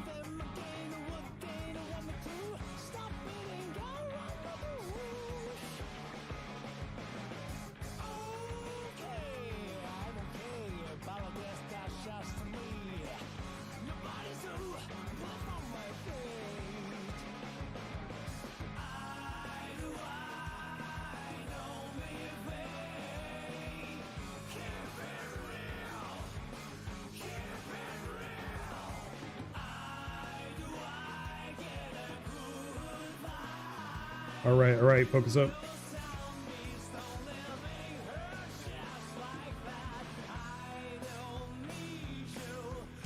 All right, we're still looking at Auriok salvagers.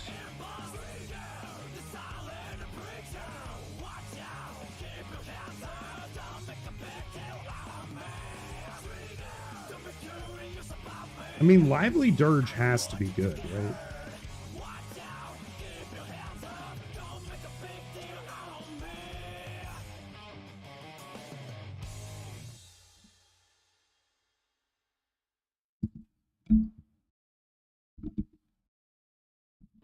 Your head touching me.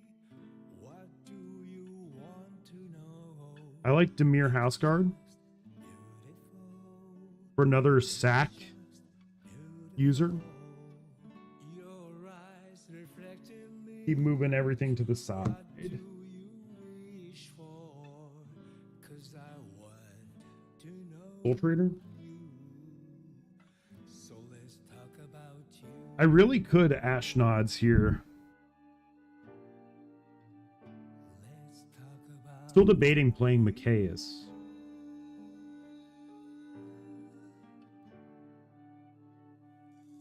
your arms holding me. What have This isn't the Guilty Gear soundtrack I know.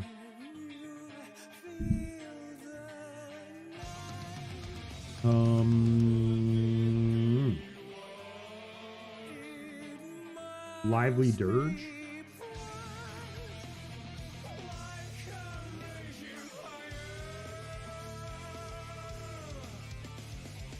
Maybe Flesh Rider is too narrow.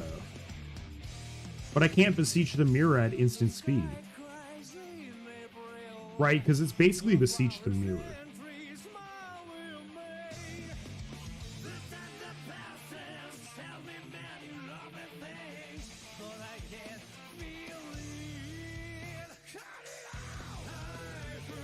Flesh Rider puts the instant speed wins out.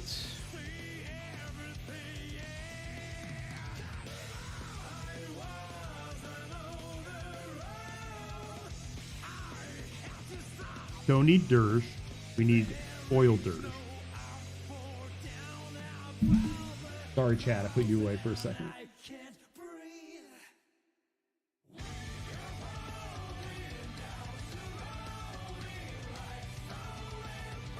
Oops. Foil Lively Dirge. This has to be just straight up better than Unmarked Grave in almost any way. Oh, but it's 3. The full send is 6 mana. I am so dumb. I misread this. I can't pay 6 mana for this. I would pay 4 mana for the second ability.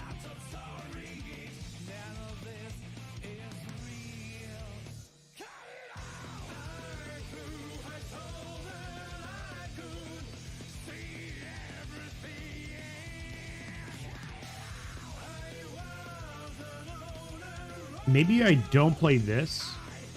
I'm gonna play House Guard.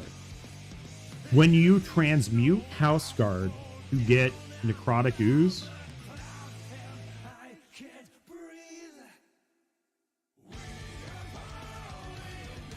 transmuting Dimir House Guard transfers it from your hand to your graveyard. We grab Necrotic Ooze and cast it. We now have sacrifice a creature from Dimir House Guard.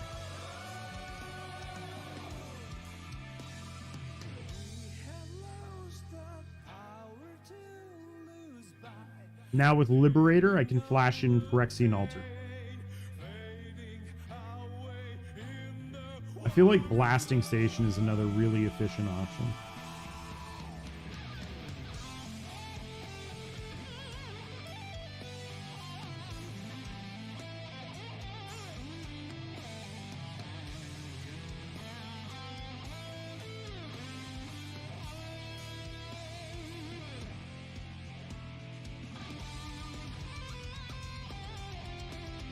So this player is not playing Jolted Awake. Let's look at some more lists. Like half of these lists, people are just turboing. Turbo.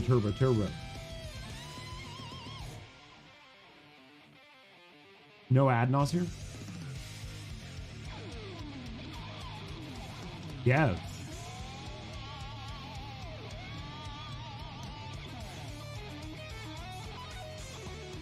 I immediately don't understand this list.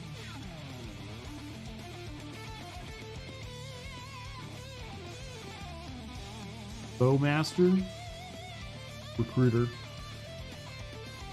Maybe I don't play the white Recruiter.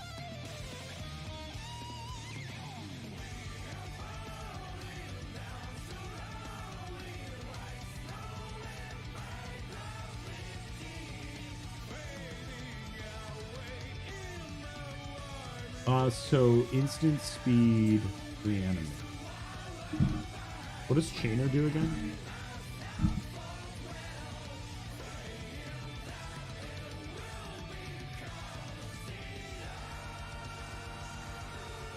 Oh my fucking god, I'm like...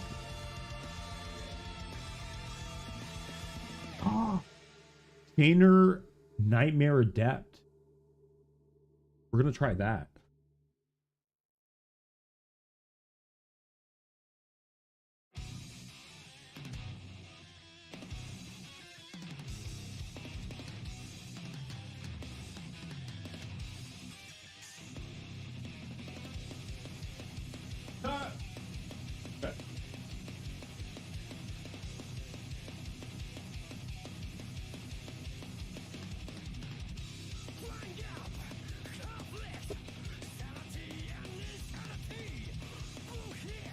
Oh my god, I almost just dropped this huge stack of cards. I found it. I flipped right to my Chainer Nightmare Adept.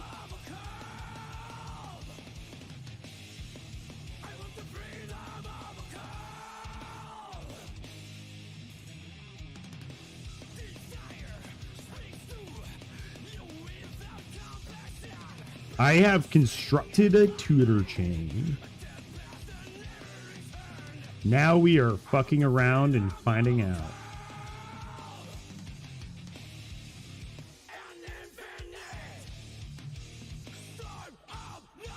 I know I have like 1 or 3 of these guys. Yep, one more Obnixless Captive Kingpin. This is a nice Obnixless jump scare.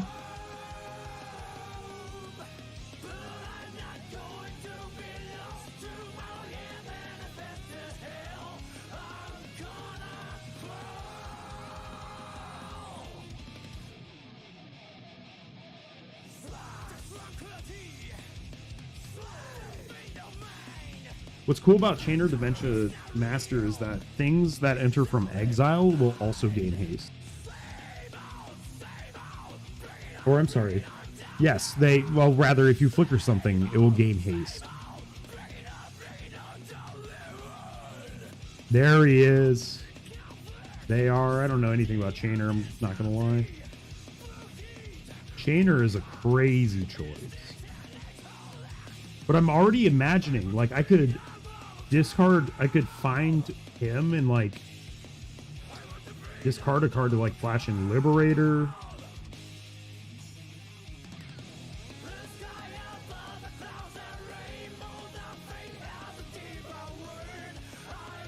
Chainer's once per turn.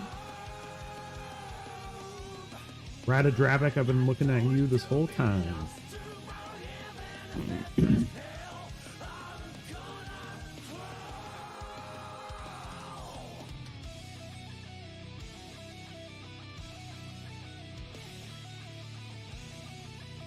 Man, Radadravic Boromir seems really good too. It's another transmute target also. That would pay off Lotho. What if we cut? What if we cut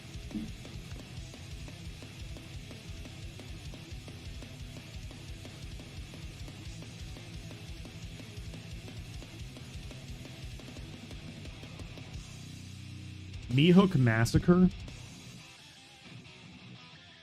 for Lotho?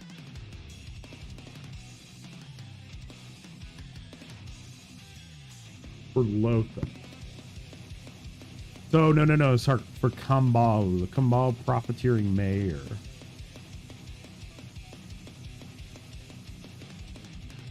The heat from that cooking might be too hot. Too hot.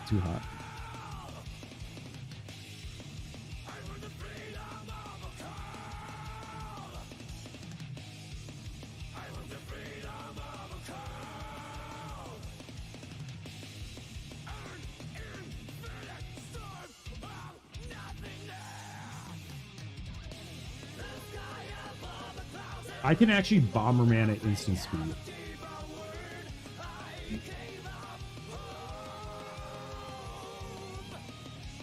With Liberator, I can Bomberman at instant speed. I think Flesh Rider is here to stay.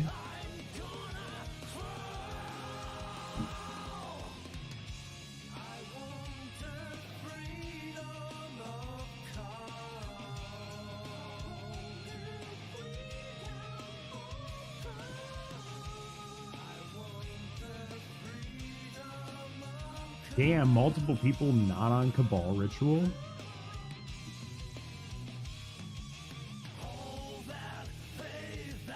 I don't believe it.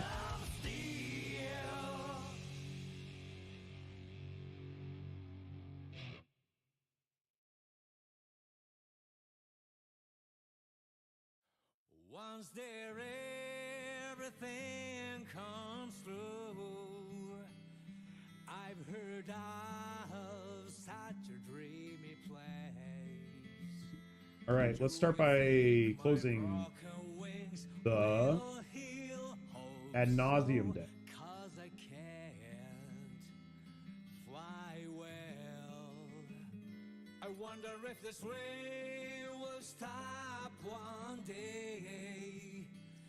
Someone's been crying all alone. Oh yeah, literally every single person except one playing wheel.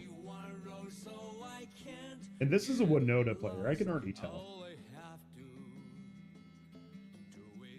Yup, soldiers.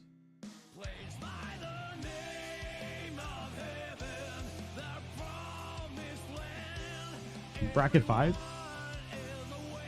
Where is your Winota deck? Nope, never mind.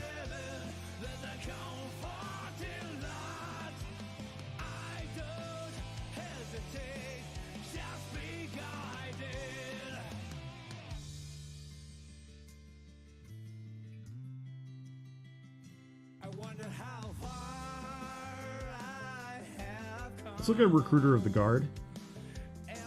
2 3-mana recruiters, probably not the best option.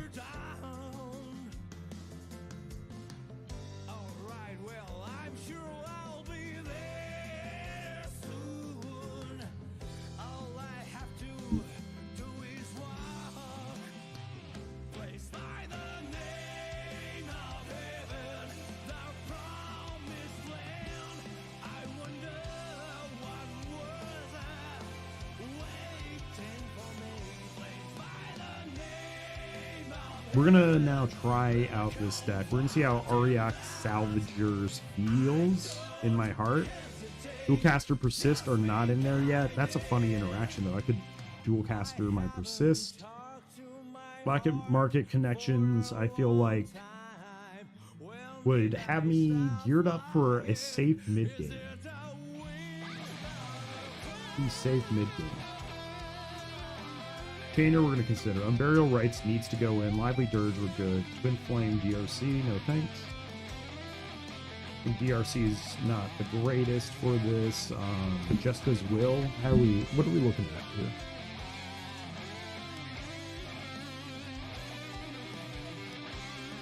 Who are playing it? We are playing it. 4 are playing it. 5 are playing it. Everyone's playing it.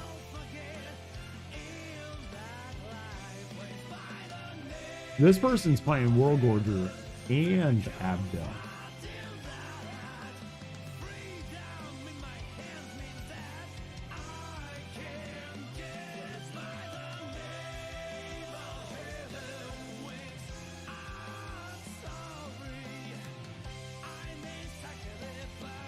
Tataru Taru and World Gorger is a non-bow.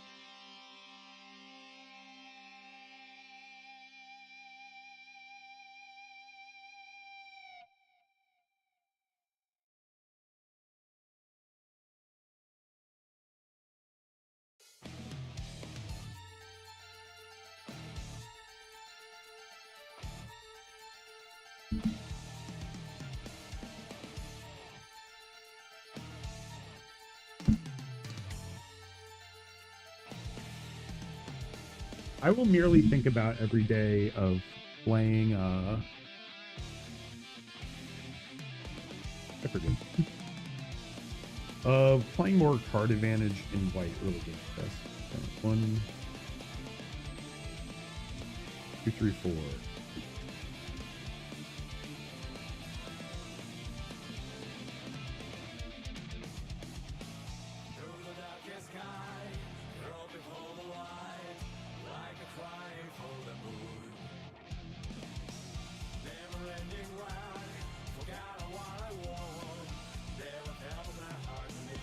Spiciest card in the deck right now.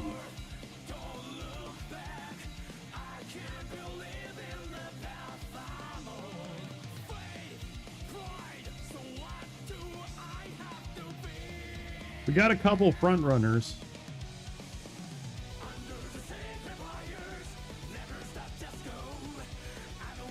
Flesh Writher, Necrotic Ooze.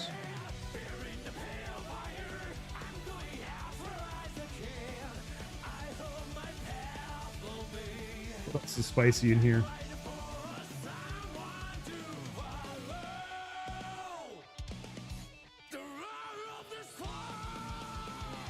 Liberator? Liberator's here to stay. Yeah, Flesh Writher finds Ooze. And then here you go also. Flesh Writher, or Necrotic Ooze, once you find it with Flesh Writher, you can then, I'll look at this in 1 sec. So once you put Flesh Writher into your bin using Transfigure, Necrotic Ooze has it. So then I can sit there and I can transfigure an instant speed, I can transfigure an instant speed win with Murderous Red Cow, which is kind of sick. The other thing I have in here is I actually have Dimir House Guard, because that is another one. Okay, here's the craziest card in here.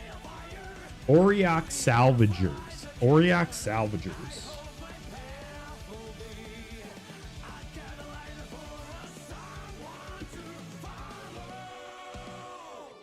It is? No, but it transmutes into my combo pieces.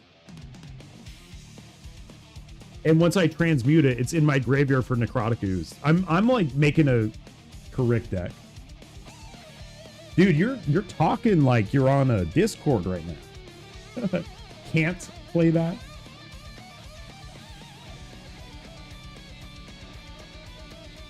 Yeah, well, I can also tone down the insanity now. I'm going to play test it a couple times. I still need to make room for Unburial Rights.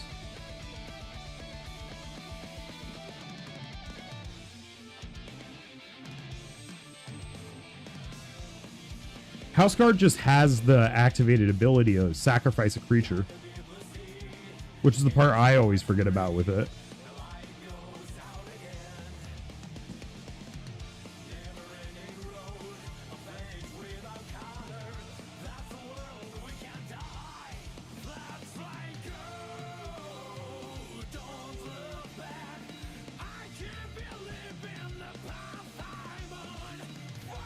But I can Bomberman at instant speed. The question is, do I need an instant speed like infinite mana? Not really, but if I have infinite mana, I have Walking Ballista, another artifact combo. I think Liberator is like the really good card here. These other guys, less good. But we're going to see if we can pay for it. Let's put this stack of cards back first. Cut Ballista.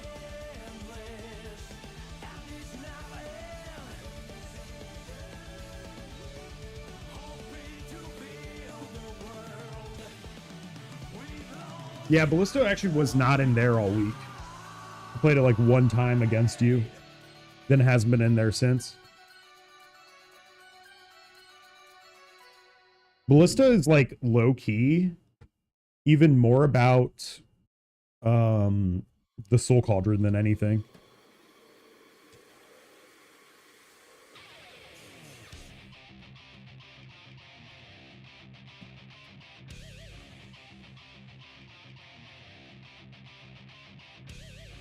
I will shuffle and then I'll read your description right after this. The other option, of course, is just more Vile Entomber effects.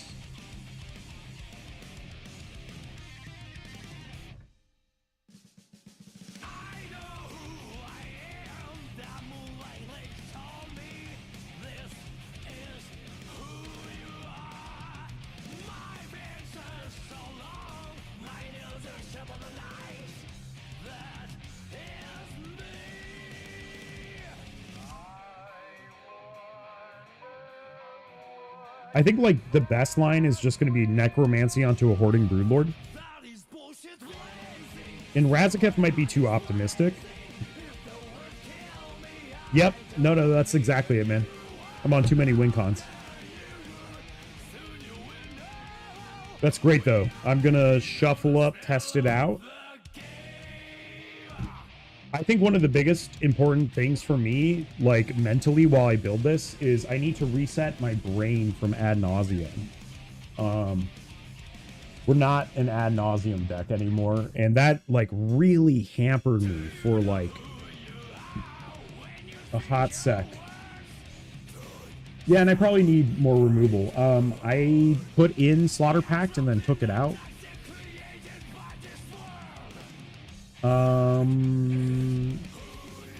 This is an instant win machine. I have like Cedh at home right now.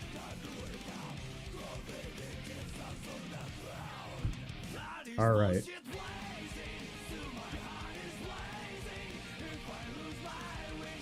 I don't need you. This is a throwaway. Second 7.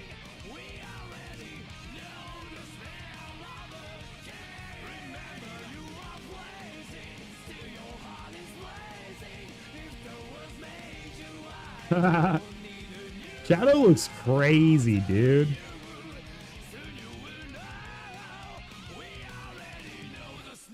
This is my desktop right now.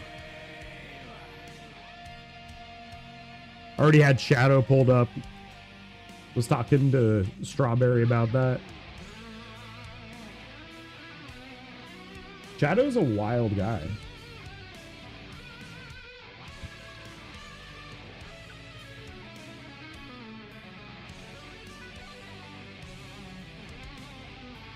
Damn, this is like the best unkeepable hand possible.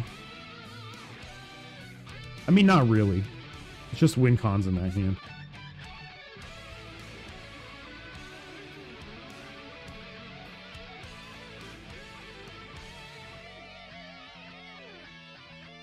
Yo, I'm looking at this list.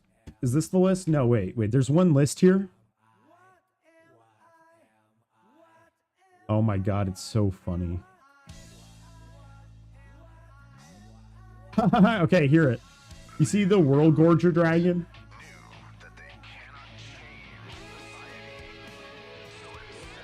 Do you see the problem with Tataru Taru and World Gorger Dragon?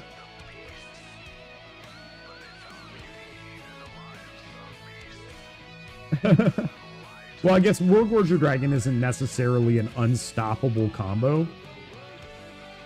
You don't draw someone's deck. You draw your deck, and they may draw their deck.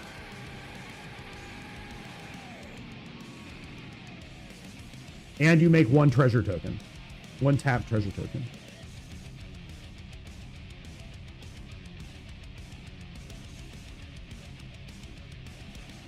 This is my mold of 6.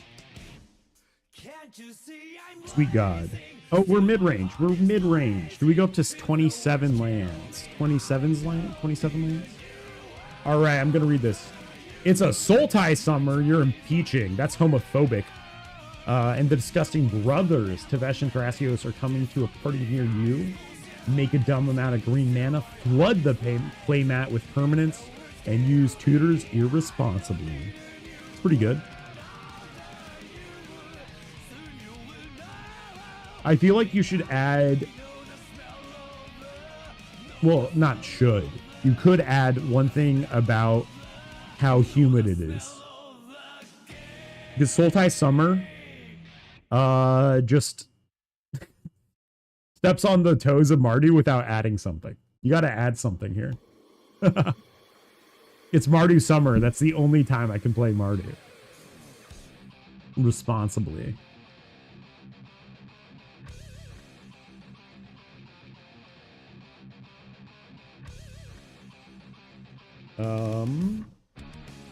Sorry, I'm getting a text. All right. 3, 4, 5, 6, 7.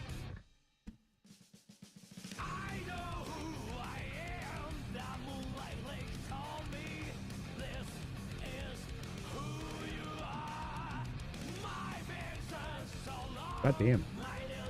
Yo, add Swamp Ass and it's all good. Then it's fucking funny as hell. Oh, dude, I was gonna ask you about the card Snapback. Snapback. It's like, Snapback is exile a blue card from your hand. You may return target non-land permanent to its owner's hand.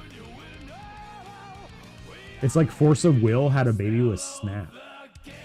But anyways, I don't think it goes in your deck, but like, holy shit, it is really good. So like one game of Kinnan, I have played this. Target creature is Snapback. I mean, I might just take this all back then.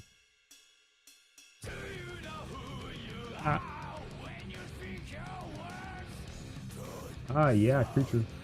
Well, I take it back. I saw someone play it. Yeah, it isn't worse than Floodmaw. It's for yourself. Snapback is to pull like something back for yourself. I saw like I just did this exactly again. Blue Farm has played this card. Kind of funny. I guess you could do it to your own Thassa's Oracle. Or you just bounce the Seedborn of someone else's Seedborn, copy it and bounce it.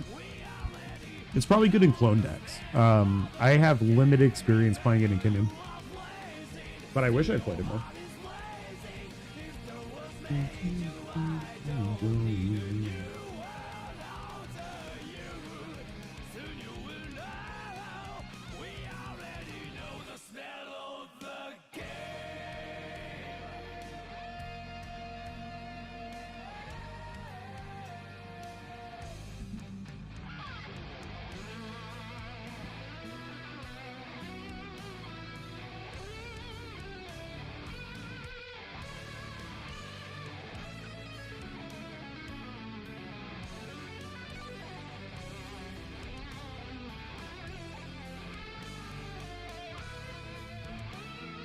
Capture Green has Station 12 where it turns into a cradle.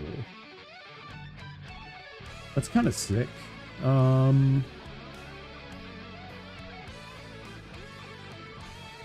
Station 12. So in Rock Thrast, that means you need to station it with 12 1/1s. Oh, too bad Tevesh doesn't let you station, right?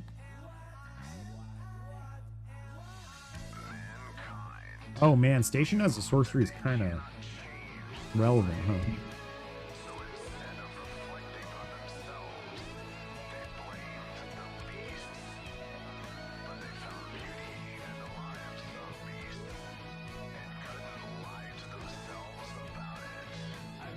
This is not good, but I could go turn 2, harmonic, turn 3, Celes. This is like down to 5, basically. Yeah, literally sickest 5 on the planet, but we're cruising into the mid game with some card draw. Dementia off the top. Mesa, Brat.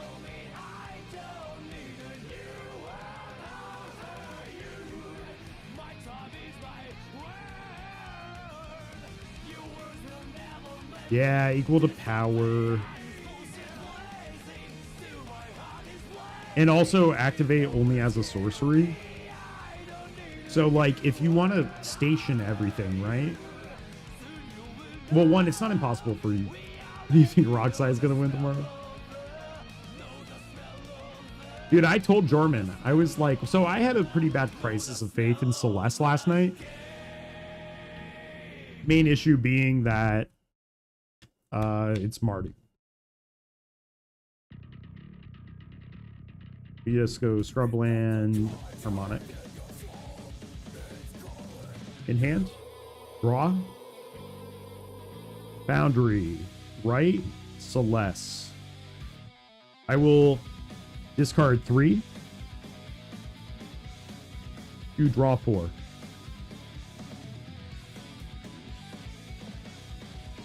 I will then discard 1, 2,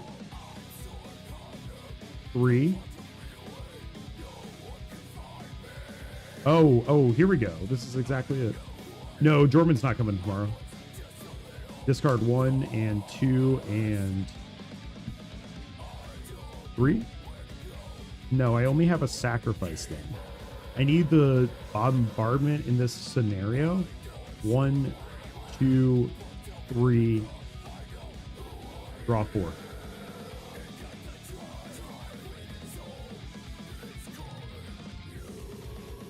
Then I pass.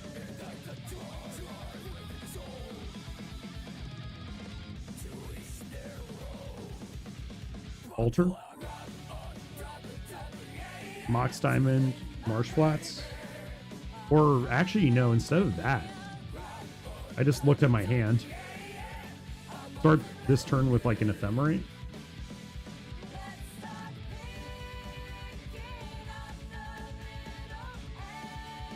One, 2, 3, 4. Draw 5.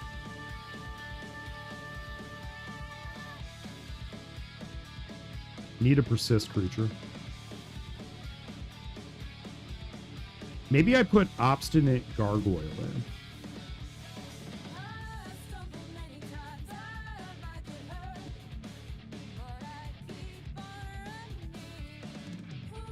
My issue is Necrotic Ooze does seem like a really good option, and I want to play Razzacat.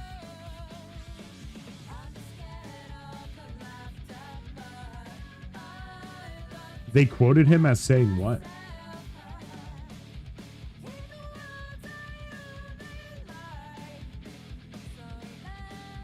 Dude, everyone's constantly blowing up his phone. I blew up his phone last night after Celes wasn't working.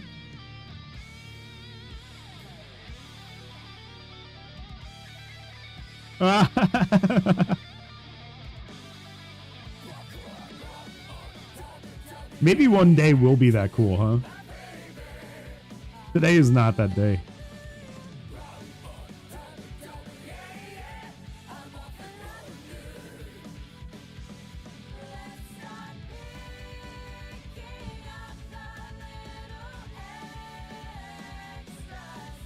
Oh, nice. The one in Connecticut or something?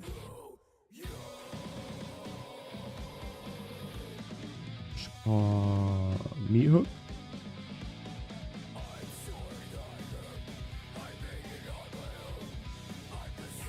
Yeah, that's funny. Actually, I need like another persist creature.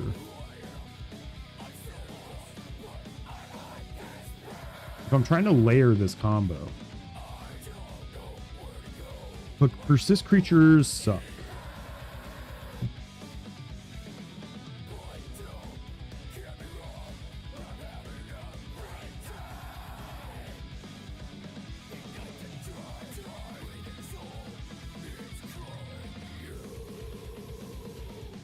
Yeah, we're just gonna go straight up Unburial Rights. Maybe I just play like Black Market Connections and Yawgmoth.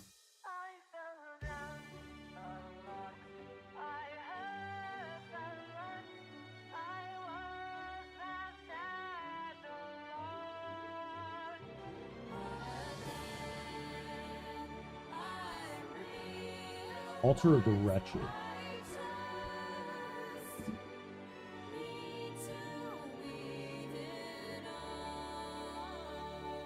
Pretty cool. Too much mana. Holy shit, I wish that was in standard though. My god. Mono black would be so fun. It's crazy, but I feel like Black Market Connections is good. Alright. Let's clean up our flicker lines instead. So a Violent Tumor, we can flicker this. Violent Tumor is probably one of the most important cards in the deck. Am I considering putting Recruiter of the Guard in?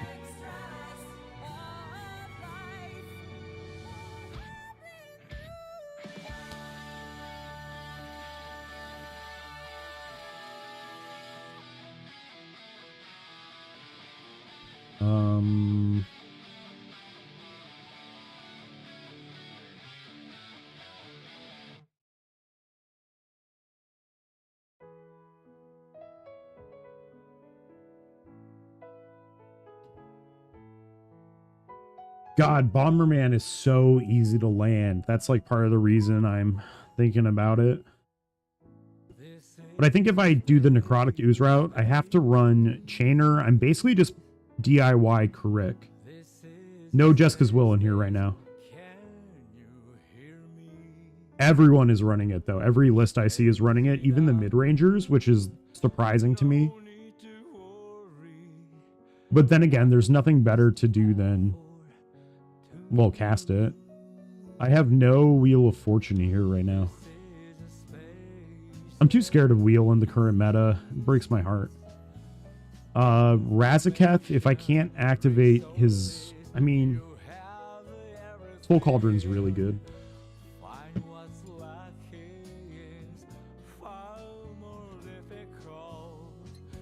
I think this deck does not need, like, two solid lines.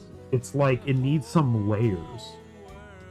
Because, well, maybe it's going to be fixed when the card advantage problem is fixed. So the issue is I can cast my commander just fine, but I have no hand when I cast my commander. So I need some more ambient card draw, something like Yawgmoth. The cool thing about Dualcaster Mage is at instant speed, that does win with like Meat Hook Massacre. With Molten Duplication. Molten Duplication's, well, sorry, no. Molten Duplication rocks, just not as the Dualcaster combo. Trouble in Pairs seems okay, but it's just really expensive. Which I know I was just showing you 4 mana cards, but like Necrotic Ooze comes down, and when it has all of the abilities in the graveyard, like News hitting the field should win me the game. You know what I mean?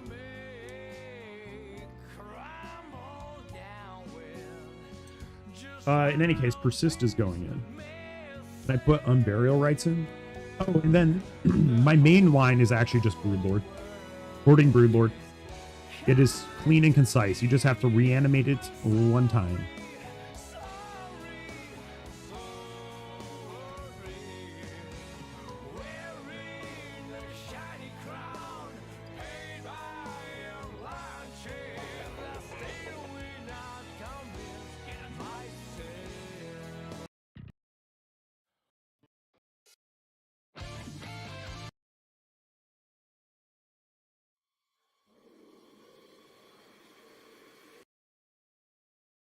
Mm-mm-mm.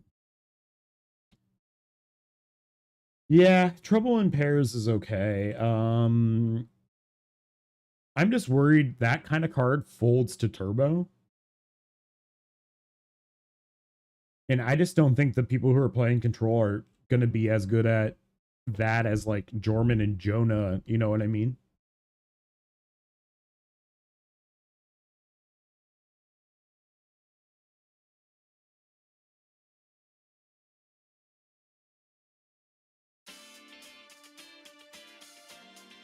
I'll tell you the hot card I'm thinking about. Raven Charm. Raven Charm.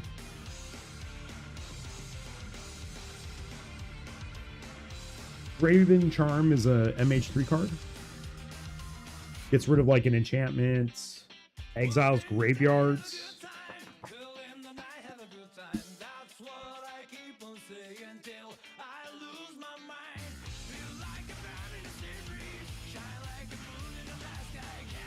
Because the whole thing about this is like mid-range, but it pivots really quickly.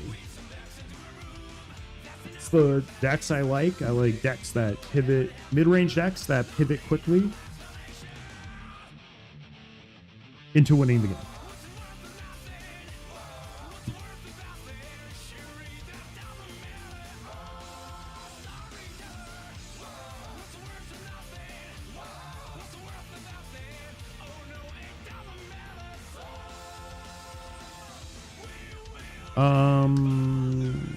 This guy's so awesome.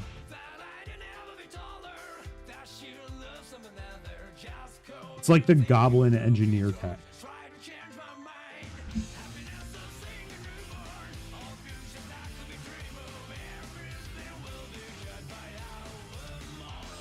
Yeah, I saw Born in your list. I was surprised. You're not on High Fae? Not a fan of High Fae?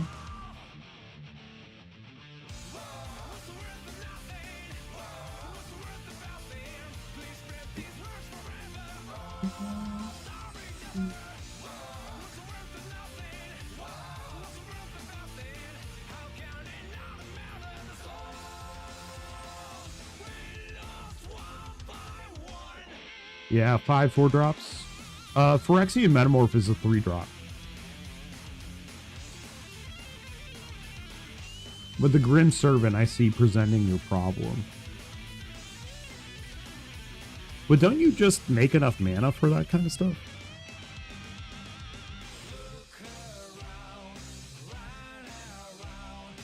Grim Servant Snap is really hot. Grim Servant Snapback, that's really hot. Now we're cooking with, I don't know, we're cooking with drugs at that point. So yeah, I could also play Unmarked Grave. What if I played Buried Alive too?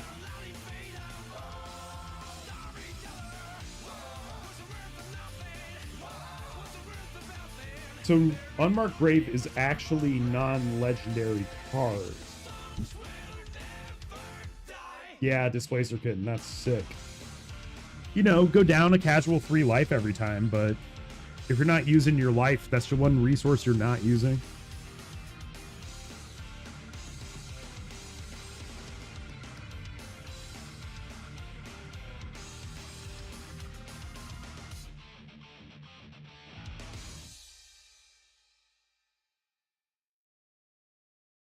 I'm gonna have to build this like Mardu news deck though.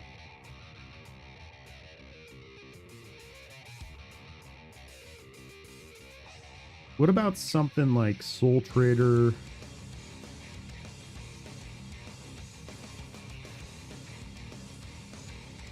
Camball.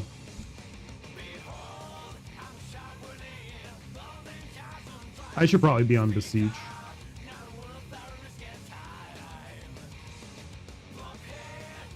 I'm always staring at Boromir.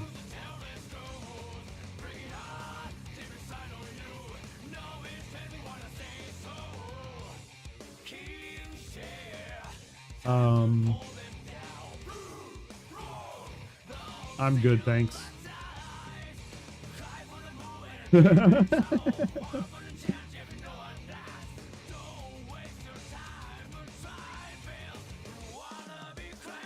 Yeah, Cardinal, that one person been driving me crazy.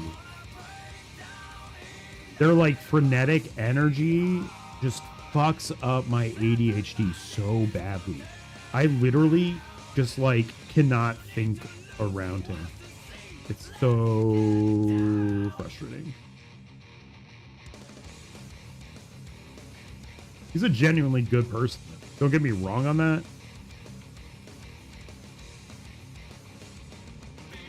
But I'm gonna keep misplaying owing to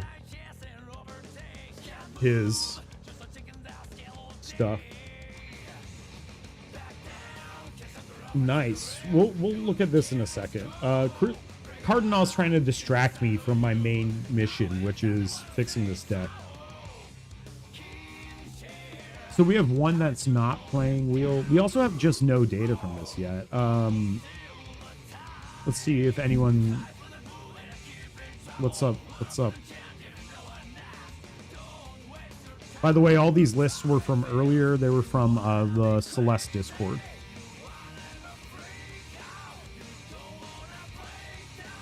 So to be fair... Okay, never mind. June 19th. So clearly, Gabriel knows what's up.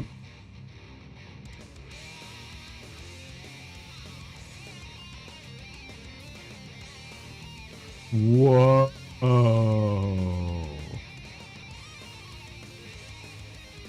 Whoa.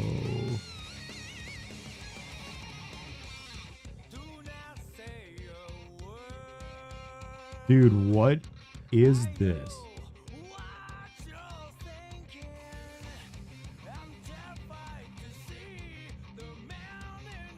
Oh, yeah. This is where I was looking at Demir Houseguard from. I don't remember the Florian and stuff, though.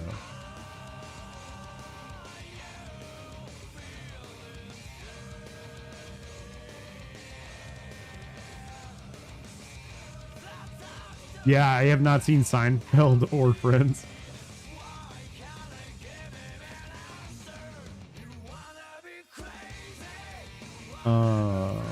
Look at this Sun Titan. Crazy. Is this the... Yeah, this is the list where it's the Citadel that I have no idea.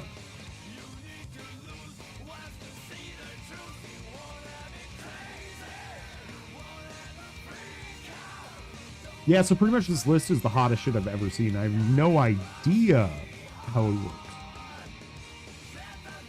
I mean, I see a Dread Return thing. Oh, we're transmuting for a 2-drop?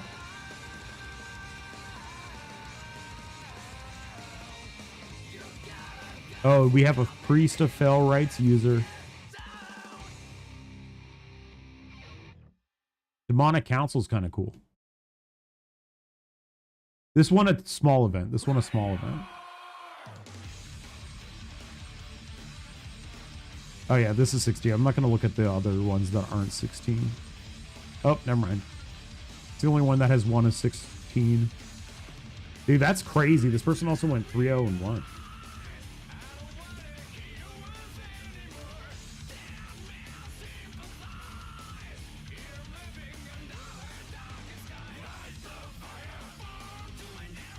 This is funny. They're on 3 of these. Not on Ad Nauseam. Instant speed, live or die. Holy shit, that's in my pile. Wait, what? That's crazy. So, live or die is for the Broodlord line. You can go Hoarding Broodlord. Presuming you have the mana to cast the Saw in Half, alright?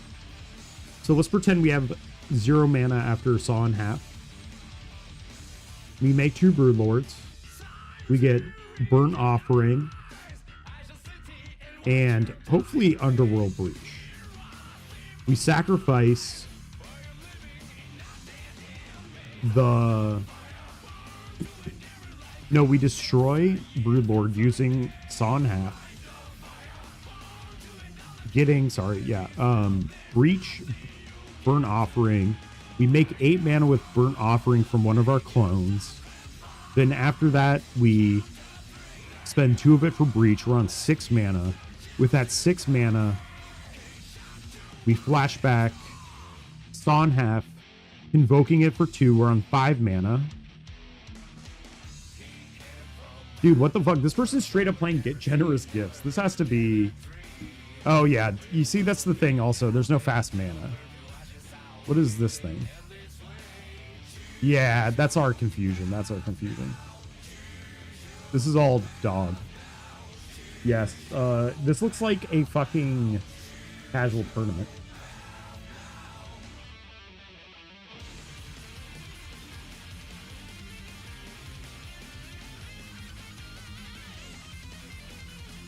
But it is funny, this person has like 2 wins. And it's on like, why is this on EDH top 16? Like, what the fuck is this? This shouldn't even be on EDH top 16, I don't think. Literally, it's a bracket 3 tournament. I can almost guarantee that. No, it's bracket 4. They have 4 tutors. Or 4 game changers.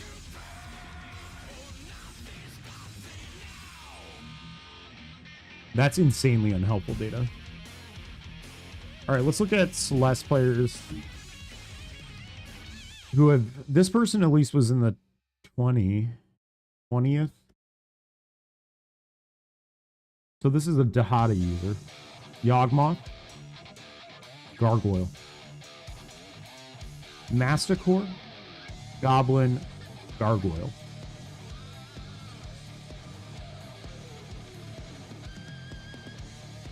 Ad nauseum, okay. That's what I thought.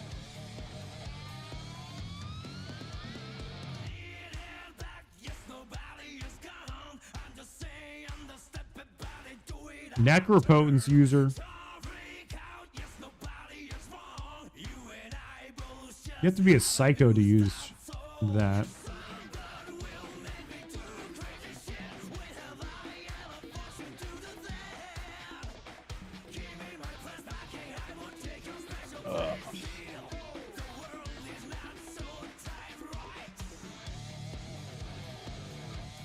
So I know why this list didn't win.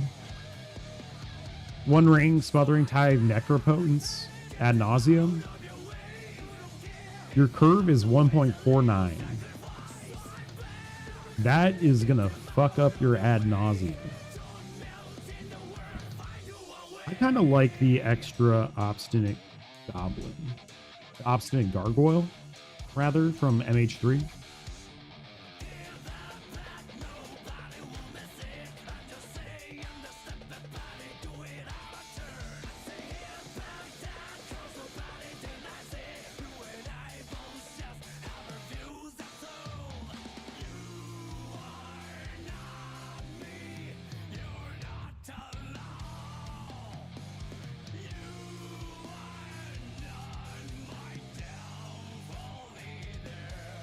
The Siege needs to be in here.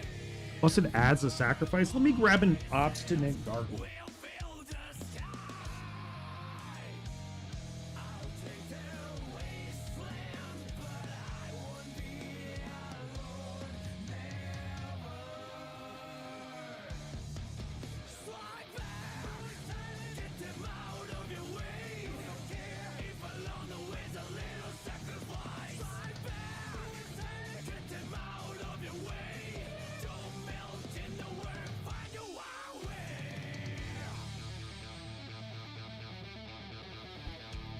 All right, we have a big stack of chaff.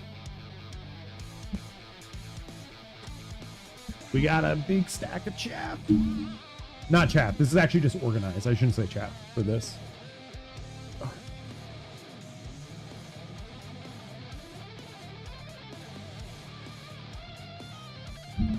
We need an Obstinate Gargoyle.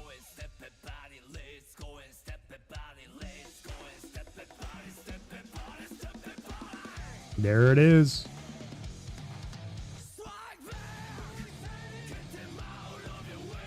Look at this goated creature.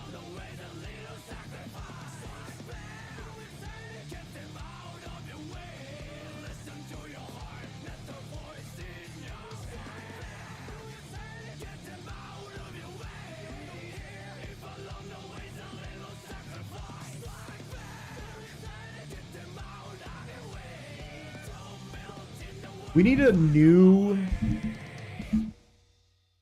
Nah, I'm not gonna say it.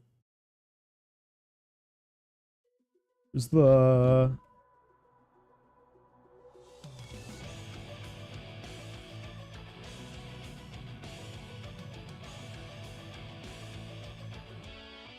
We could play Luris.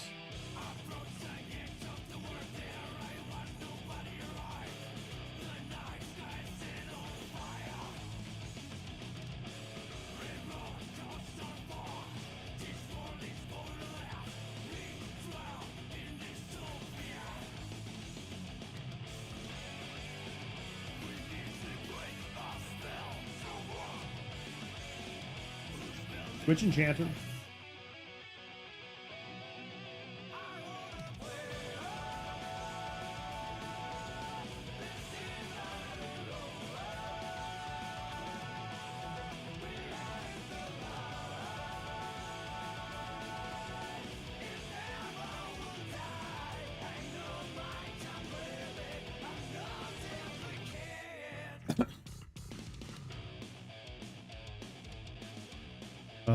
Still looking for cards. Soul Partition's really helpful.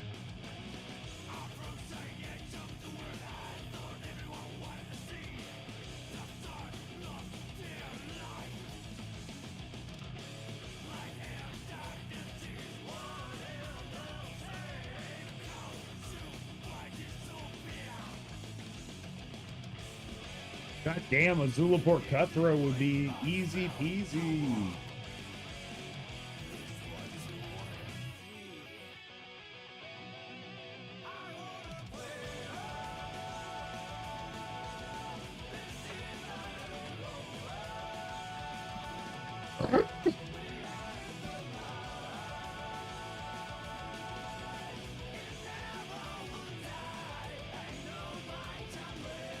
I bet I get run over by like a Bladewing deck. I bet there's going to be some Bladewing players there.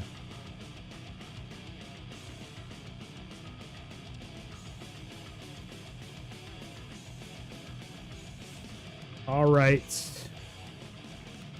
This is likely my finished list for now.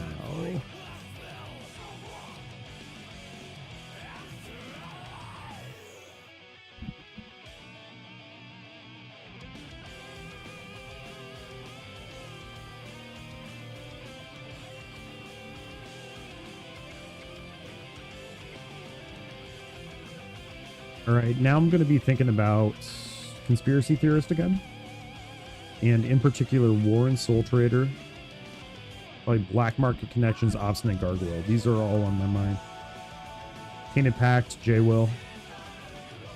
I don't think I have space for Drannith Magistrate. There's some real argument that... The Hot Afflictor. Another 2-card. Not 2-card. 3-card with Breach. But maybe I could also make this deck less Breach reliant. Which it already is losing that quality. I do kind of like this Yawgmoth.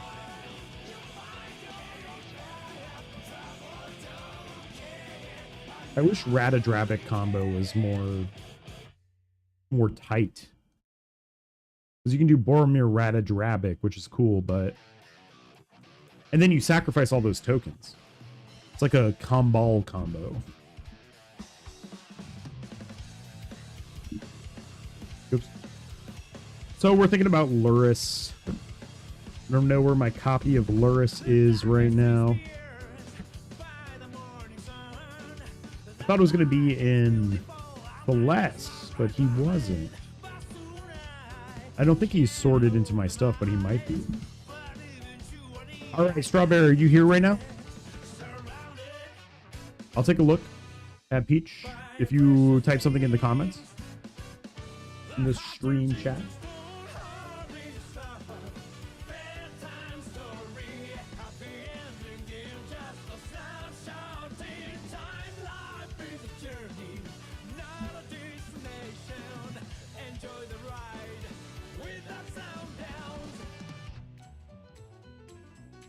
I am sorry to all of my friends and family. I just prefer Architect.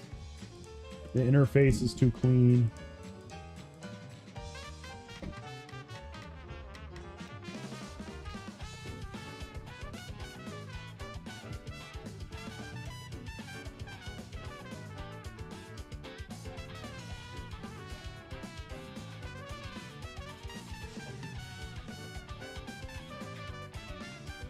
Damn, this slaps.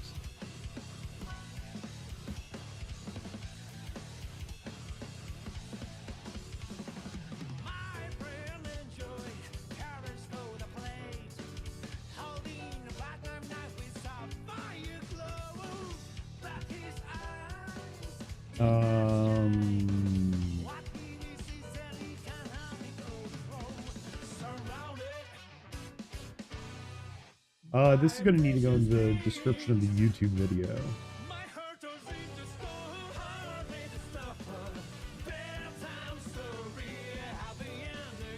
Again, Strawberry, if you're here, I'll check out that deck list. If you're not, oh well. 220.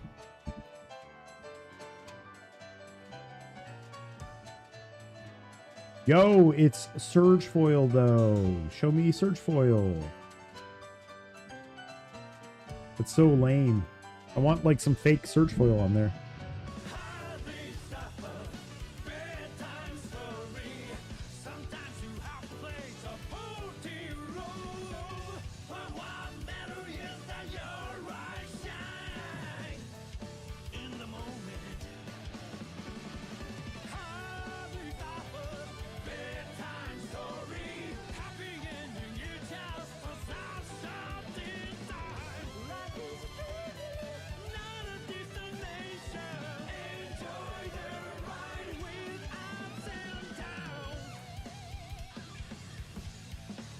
Who is this? Oh, oh.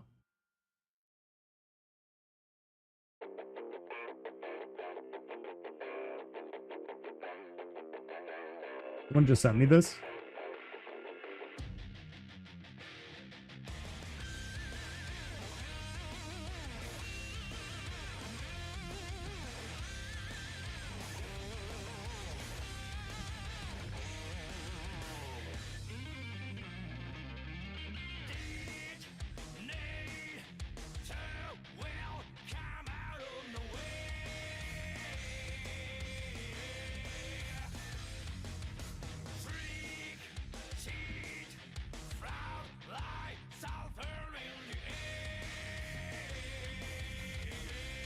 All right.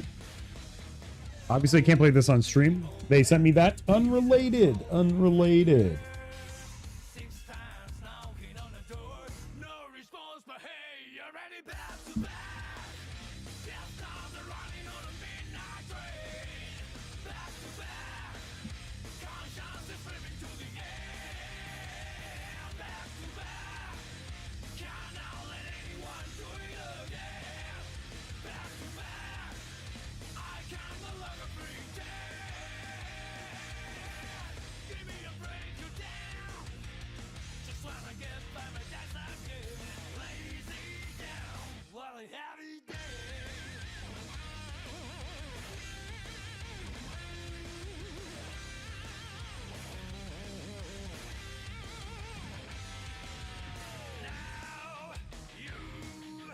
I feel like the best thing this deck can do in the early game is just to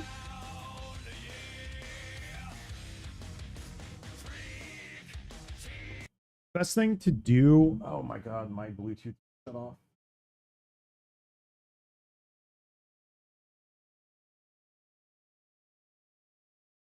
Probably the best thing I can do is land like a really early Grand Abolisher.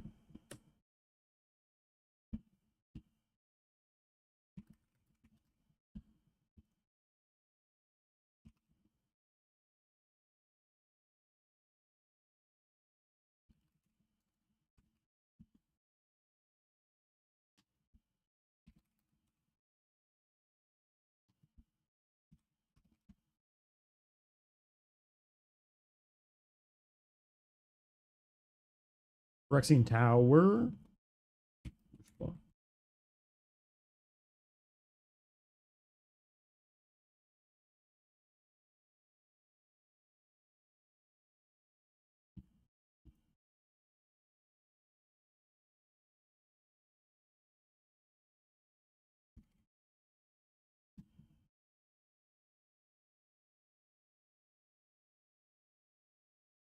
Ah.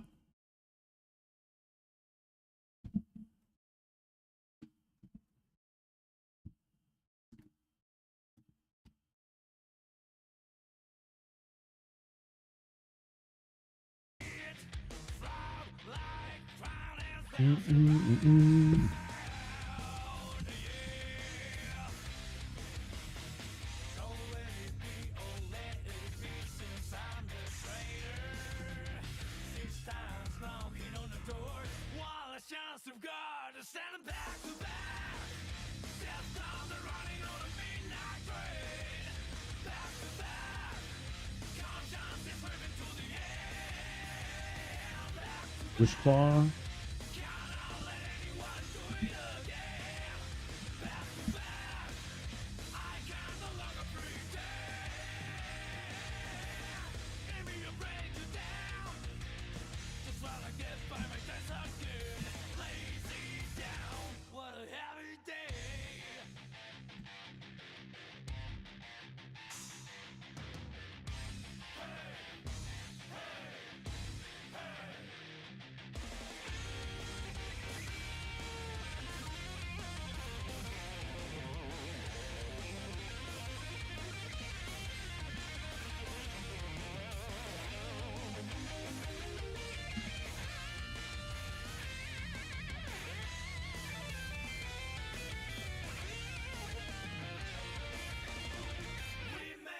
Contract with the clown and had a high old time.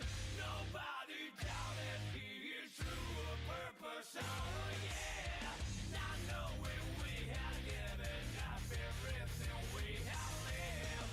All of the options, the extra fear and this feeling. Other shrine? Yeah, good. E-tutor.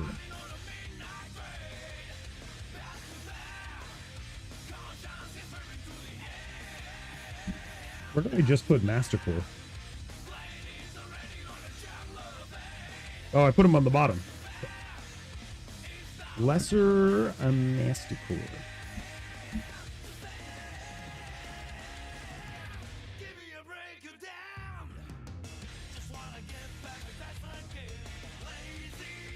Badlands.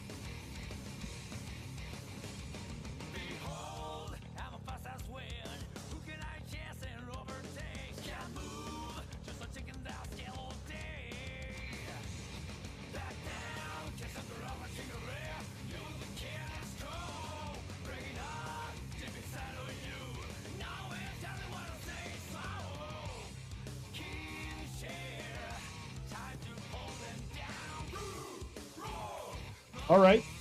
I'm ready for a deck list. I am running out of steam, so let's maybe call it 2 or 3 lists, and then we're good.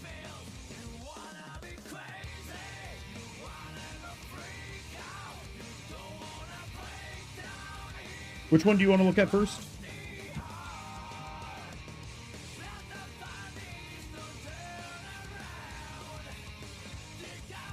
This one?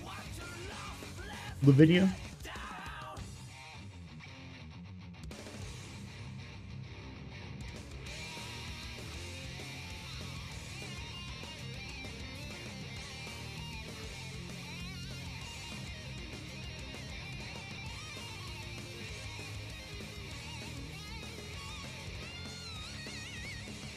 All right.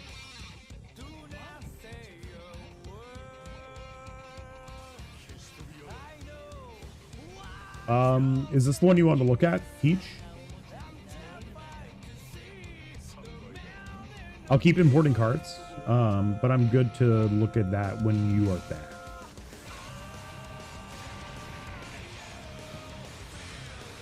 I don't want to start while you're like not here. Or choose one. Yeah, I'm waiting. I'll wait for you to say go in chat, or please go. You can be polite. Struggling. In any case, I have to upload this. Oh. All right. Do you want to check out Peach first? Is that it? All right. Here's Peach. Sort by mana value. Ah, we found the land destruction already.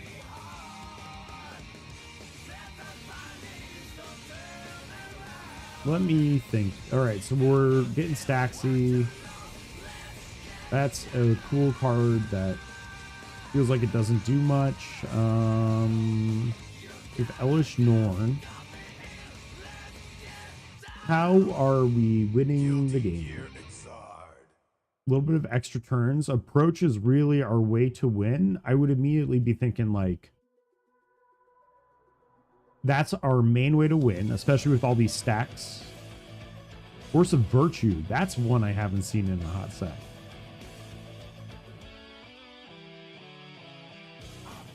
I would be thinking with Force of Virtue, what is this trying to counter? A lot of people, I feel like, aren't going to be doing direct damage to creatures unless it's like a Blasphemous Act or something like that. You get what I mean? Yeah. So I think Force of Virtue is very cool, but it seems like it's a little bit going to do nothing for you, and you never want to cast it on your own turn, which is probably when you want to hit someone. Omen Machine is very funny. Yeah, you're playing Eidolon of Rhetoric. That was my exact... I was thinking Eidolon of Rhetoric, and what is... players can't draw... Can't draw... more than one card per turn, or is that... I mean, I see you have Narset in here. It's the same thing as this. Oh, Moxfield doesn't let you search by the Oracle tags in your list so far. Just look through these one by one. Archivist is insane. Containment Priest is insane. Drannith, Grand Abolisher, Hushbringer. Grand Abolisher is good. It's going to let you advance your own game plan. I would probably be thinking about Silence, the first original Silence. And then these are going to sound like CEDH suggestions, but I would consider more like silence effects, like someone tried it and hated it. Well, okay, so let's look at the main problem in here. I think we have I hate to say it, I think we have a mana problem again. We have 1, 2, 3, 4 cards that ramp us. And Mox Diamond, again, this card is the one that I think people are not going to enjoy playing, because when you play Mox Diamond, you almost guarantee you don't hit your land drop at some point later in the game. Oh, Samus. Okay. Oh, sorry, I misread that. Yeah. What did they hate about it? Obliterated turn 4 had no fun. Maybe add a little bit more fast mana to that. I think one of the things you have to keep in mind when you're building a bunch of decks like this is keeping the pace of the decks similar, which is funny because I think that's like, that deck needs more independently powerful mana rocks. I don't remember if we put Chromox in it or Lotus Petal in it, but like those are pretty good to add to an equipment deck, especially if your equipment gives you card advantage. Oh, they obliterated turn 4. They won turn 4. How did they win turn 4? With Pettis or something? Well, I should refresh myself on the Celes list before I say anything else.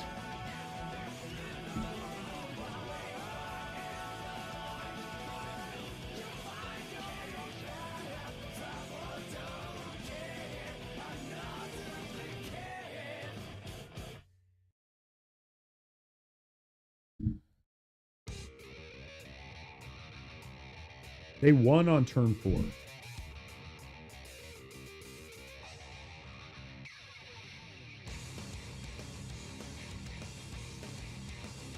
That's so sick. I forgot about this.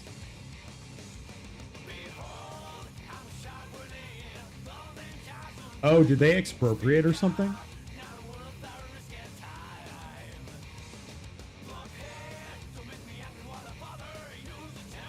Power level of 12? Is that 1-2? Interesting. Well, you have a bunch of game changers in here right now.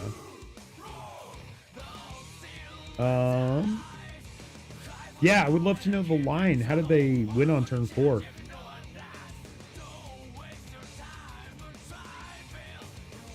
there extra combats that I missed? Oh, Hammer of Nazan. This is one of the Sonic cards.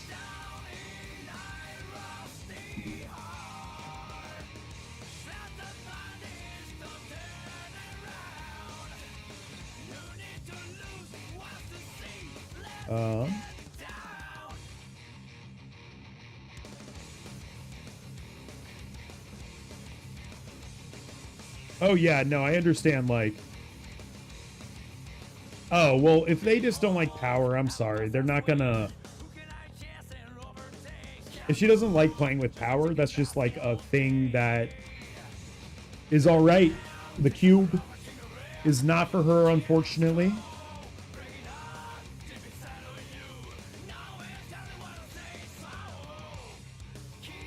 Did she think it was like too sweaty or something? I'd be interested to know. Definitely the Mox Diamond is the bane of casual players. I'll tell you that much. Also, like, a lot of people are not even believers who play cedh, and they're like, they're basically like, yeah, I don't like Mox Diamond because I go down a card, even though you have 1 extra mana on turn 1.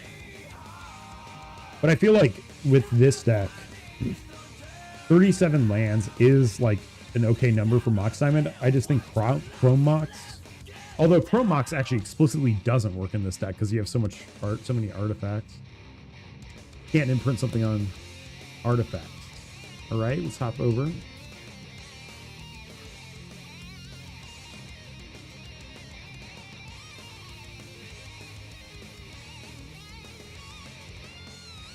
Oh, what did I just do? Oh, I autopiloted. Wait, no, Peach. Oh, this is the Lavinia. Okay, never mind. We're not crazy. Yeah, I feel like we have some more mana now. 1, 2, 3, 4, 5.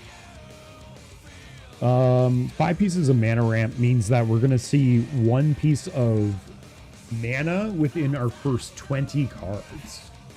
Does that make sense? So if you're going to see that in your first 20 cards, you need a lot of like really good card draw. I see you have like Fish and Ristic, and you have Archivist. Esper, that's all very good. I think if you're, I would probably consider Ranger Captain of Eos. Ranger Captain of Eos will give you another silence effect. If silence is an effect you want, also the instant name silence. You already have render silent, but like these mono white ones are like even better. They're so gross. You could even put in Orum's Chant if you wanted to. But I feel like when you're playing a stacks deck, you have to be like trying to make your opponents like do nothing, but then also be aware that everyone's going to like attack you. So the propaganda makes sense. The ghostly, we're Pillow Fort, Torch of the Second Sun. I'm worried. What turn are we gonna cast Approach of the Second Sun? Like turn 45? Because once we cast it also, unless you have like one of these mana or one of these yeah, you're really relying on your like Rhystic Study, Mystic Remora, which you're playing E-Tutor, so that's good. I would consider Mystical Tutor. Mystical Tutor to get your either win con, or you can respond to like a Rhystic Study trigger to cast Mystical Tutor. And then when you cast Mystical Tutor, you'll put it on top of your library, and then you resolve the Rhystic Study trigger and you put it in your hand. Or rather, you draw it. I'd probably be thinking about that. You have good removal in here. 2 more rocks. Yeah, that's going to be one that needs playtesting, because you might not even need rocks when you're playing just like Granite turn 2.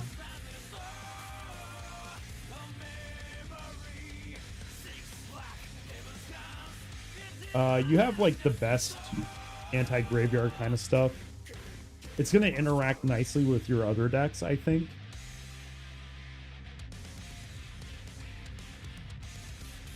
Signet Talisman, I think that's a good choice. You could also put in Arcane Signet over Azorius Signet. Remember what we talked about with the Signets basically entering tapped? I guess that's even less relevant for this deck in particular. But if we ramp on turn 2, what is the best thing we can do on turn 4? Sorry, on turn 3 when we have 4 mana. So Treasure Mage is in here to get this or Knowledge.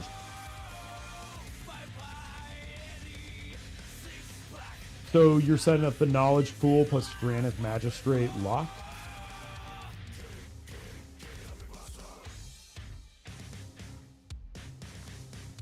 Nice, nice.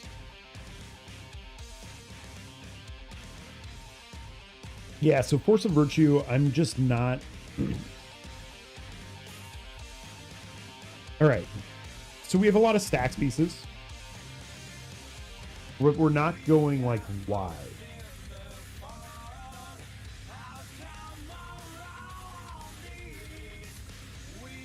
So, okay, so now that you've tested these decks, I'm curious as to what have been the prevailing themes of what is working and what isn't working. Like, what deck... Hongming for Banalish Marshall.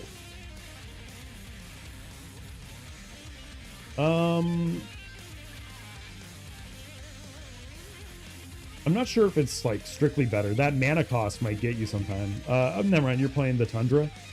I'm actually shocked you're playing a Terramorphic Expanse. I probably would not play Terramorphic. Me personally, I think that Prismatic Vista, and of course we're going to look at the Zendikar Rising Expedition. I think Prismatic Vista should go in like almost every casual deck. Because I think there's just like a lot more non-basic hate running around in casual, which is very sick. But I'd probably do Prismatic Vista over Terramorphic Expanse. This gets it untapped, which is obviously nuts. I actually like very strongly think that Prismatic Vista should go in every precon. But We can't have nice things. Yeah, so my issue about like you playing anthems is that all your creatures are like really bad. They're all like 1/2s, 1/4s, 0/4s. Like the anthem on the Esper is really nice, but Archivist being a 3/3, I think it's still gonna die to like aggro. Like, are you buffing these so that you can attack with them? Because you're never gonna be attacking with any stacks piece that could die. Right? So I don't even think you care about combat at all in this.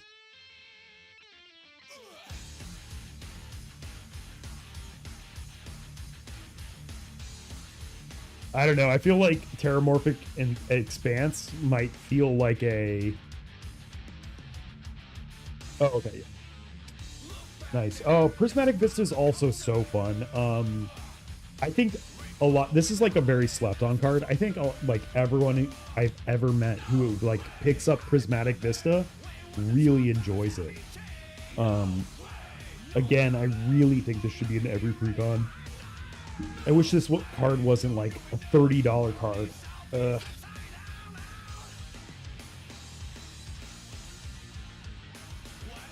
All right, so the other thought I have is if you want to go wide, I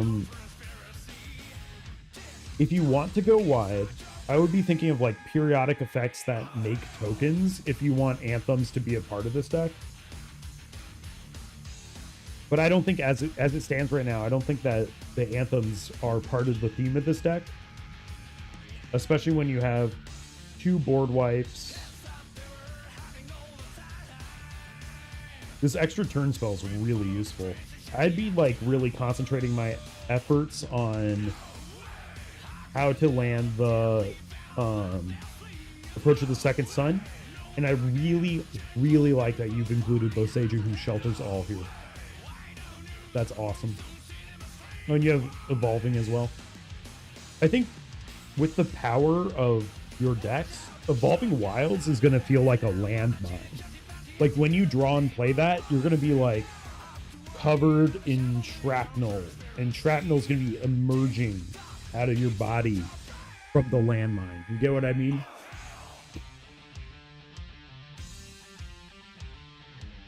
But you do have all of the best counter spells, so that is good. You're going to counter spell. Yeah, if you're going wide, your counter spells defend you from board wipes, and if you're not going wide, it defends like your board wipes. I'm really glad you have Supreme Verdict in here. Really good, and your counter spells in all of your decks seem to have been really strong. One additional counter spell you could include would be Mind Break Trap.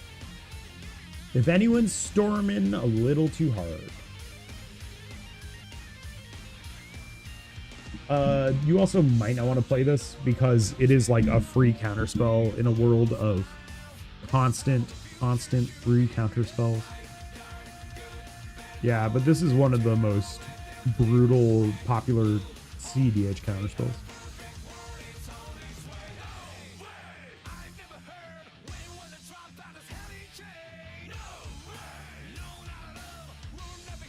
Yeah, so in this deck, I guess it's after turn 3 or 4. Oh, do you want another win the game combo with Teferi? You can do... Fuck.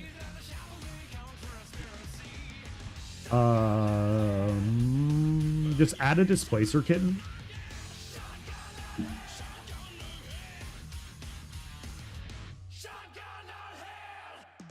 3 Fairy, E Fairy, and Soul Ring, Flash, Mana Vault. You can do with Mana Vault too. Yeah, that's a combo too. Nah, Chris, I'm just entering the list right here on my other tab.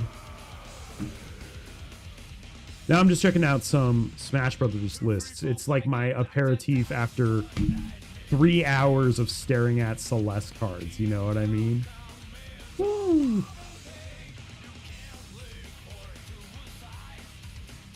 Yo, but I am at some point going to build that Tevesh Rograk polymorph deck. I can't believe someone top 16 with it.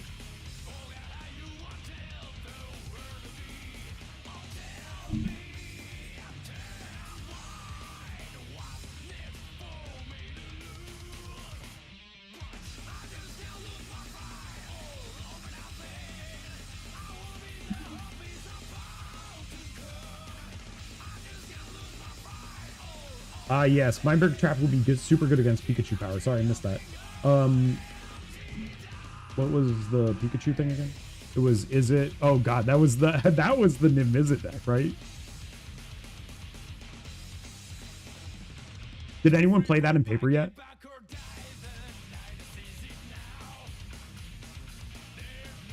This is not what you should do, but like, how funny would it be if you took the tier list of like literally how good the characters are in the like Smash Brothers meta? So you took like the S tier ones and you built them as like bracket 5, and then like the A tier ones are like bracket 4. All right, that wins for my worst idea of the day.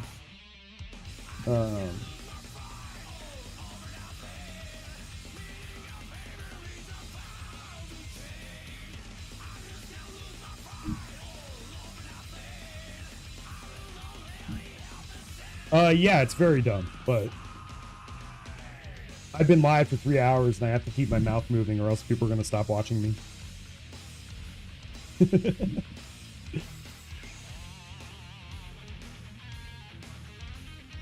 Also, you know what would be suck about that is like you just literally see all the same, you just see the same meta in a different game. Alt tier list. I don't know if you know like the 12G. Do you know the team 12G for Smash Brothers? Because I'm friends with like all of them. They're all like actually like my really good friends. Although I don't know how many people are still actively on it.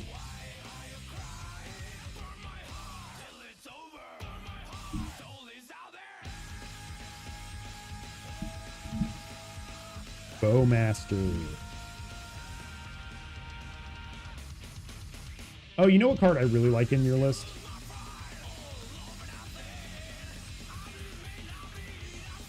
Haven Mind Sensors. So lit. Snapcaster Mage is backup for Trap. That's pretty cool. I'm here for it.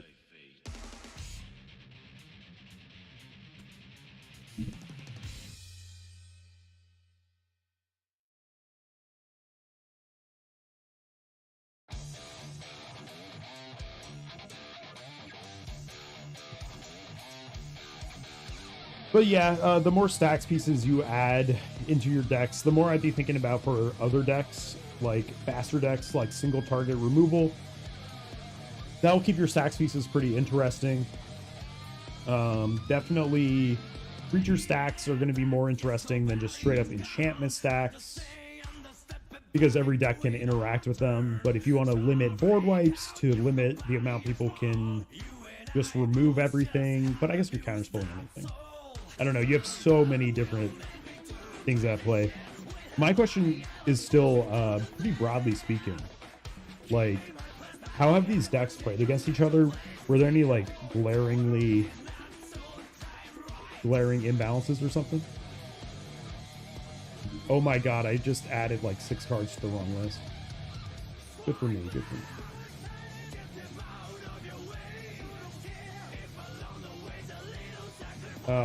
Dude.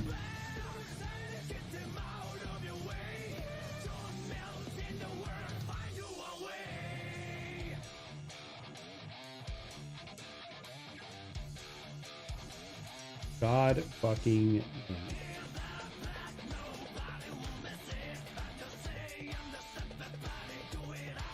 Any full-on pod yet? How many people have you tried it with? Oh, nice. Yeah.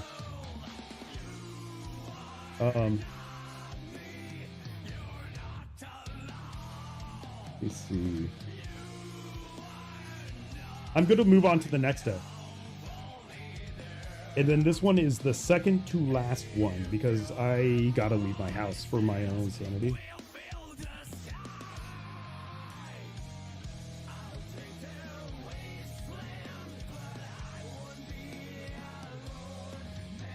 Takanuma. Did you play that 1v1? Is that what happened? Because that deck should like 100% win 1v1 now that I think about it.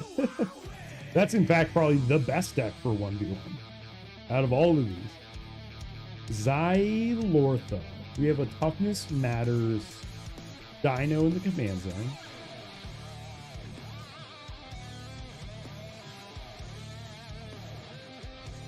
Oh, I pressed the wrong button. Type mana button.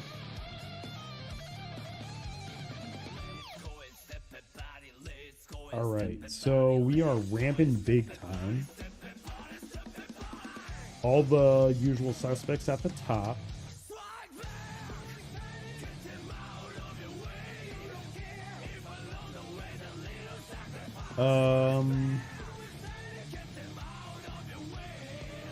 I don't think I understand using a dinosaur, but I don't quite understand this dinosaur.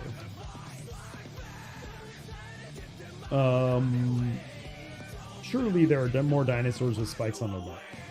But the problem with this is that I do not see any interaction with your commander. So your commander is just like a random 5-drop.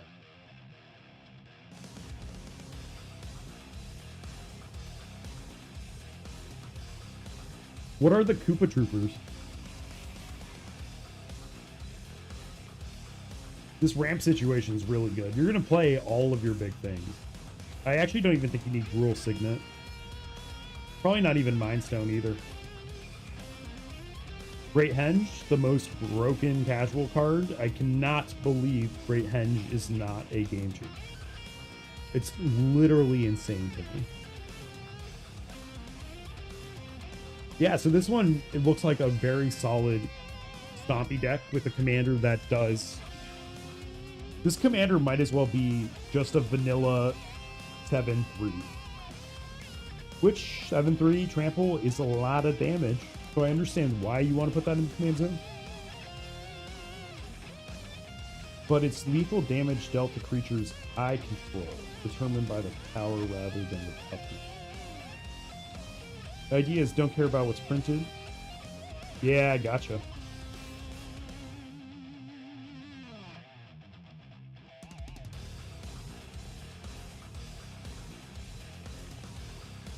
Basically Godzilla. Is Xylortha the card that has a Godzilla printing?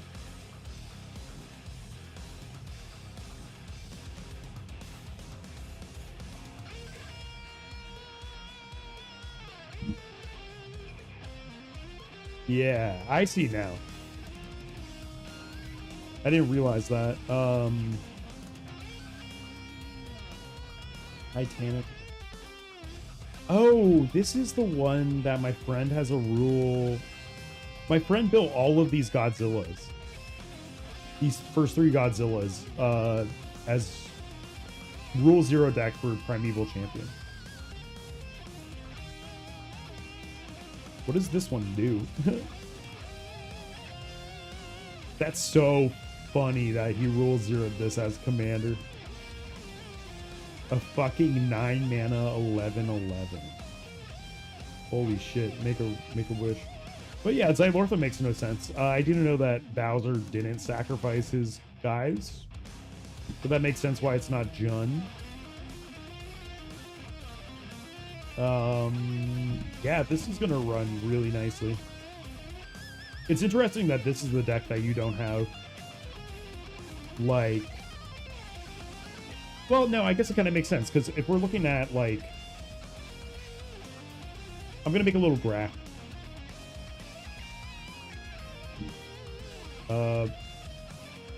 My cursor disappears when I hover over paint.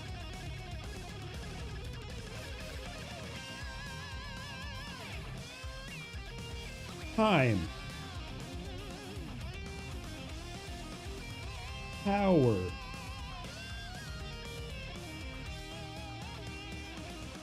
A lot of your decks look like this in this cube. This one looks like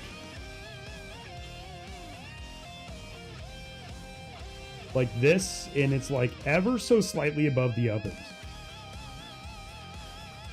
But this is the point in time that I'm worried about for this deck. Because what's going to happen, you're going to have like a 7-7. Let's say it's just Kogla and Yadaro. You're going to have a 7-7. This is likely going to come down on turn 4. And then you start swinging with it. A lot of other decks will have like sprinted way ahead of you. So that's the only concern I have. Like, this deck is very honest with how it ramps in comparison to the others. With that being said, this is going to high roll on like a Great Henge, for instance. In a deck like this, you always have to be a little bit worried about like card draw. I like the Beast Whisperer, the Savala. Eternal Witness is pseudo card draw.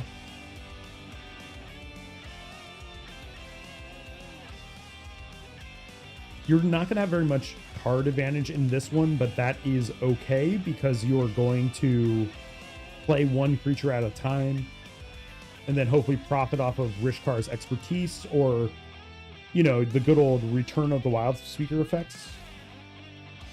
In fact, we were talking about Return of the Wild Speaker last time. I think it's actually even better here. Oh, sorry. What's the other one? I don't mean Return of the Wild Speaker, but, you know, just generally that effect. Yeah, as is, you could just leave it if you wanted to.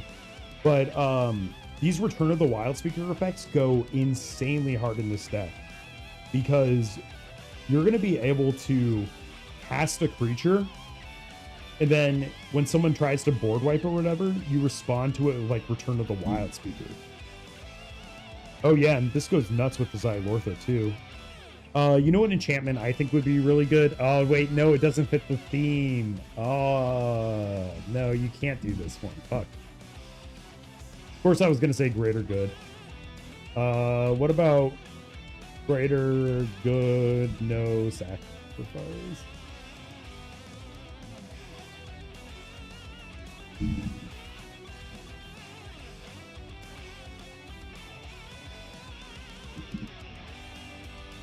No, there's no fine. Draw equal power. Yeah, I'm trying to find a one that doesn't sacrifice right now.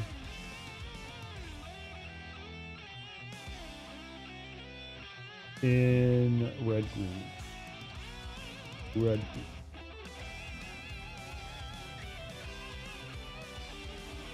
Yeah, so this all makes sense to me. There's something... Wild Speaker... Soul's Majesty. Is that in here yet? No, I would probably add Soul's Majesty. And then what I was trying to, like, if I wasn't clear about this earlier, so with all of this mana, you're going to have like huge creatures really fast, and big card draw spells pay off big creatures, right? So this is like really good. Hell, Nissa's Revelation could work here too. Although 7 mana is rough to like literally do nothing. It's just like pretty fucking metal to Scry 5, I cannot lie. Yeah, so why don't we move on to the next one? I didn't know this piece of lore about Bowser not letting his troops die. Oh yeah, also just Season the Gathering. This is so cool. This card's awesome.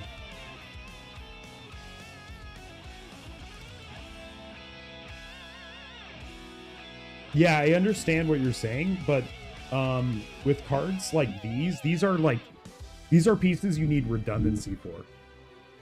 You can always tutor things more or add more redundancy, but I would be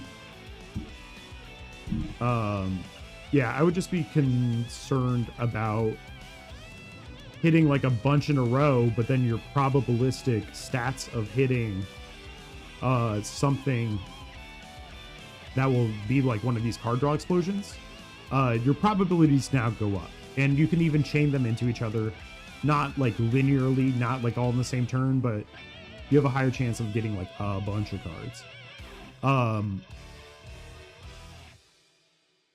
Shares a type with it. Dino. Dragon. Ruric Thar is interesting because right now you have 16, 20, 29 cards that trigger Ruric Thar. When I see Ruric Thar, I'm used to seeing more like a 40 creature, 50 creature. No, yeah, it's pretty honest. If you wanted to make it less honest, you actually have all the things ready for this to be slightly less honest with aggravated assault.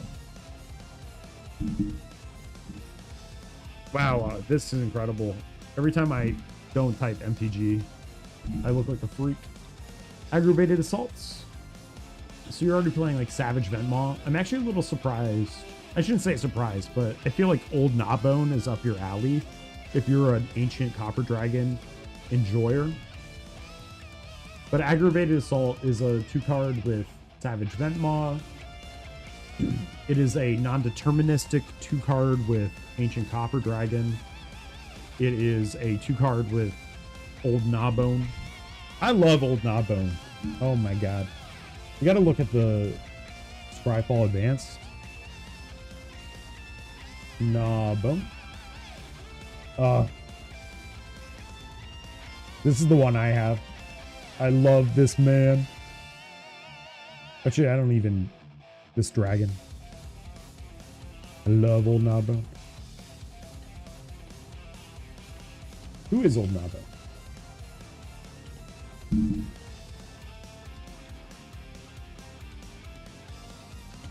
Would you like to send me your next deck? She.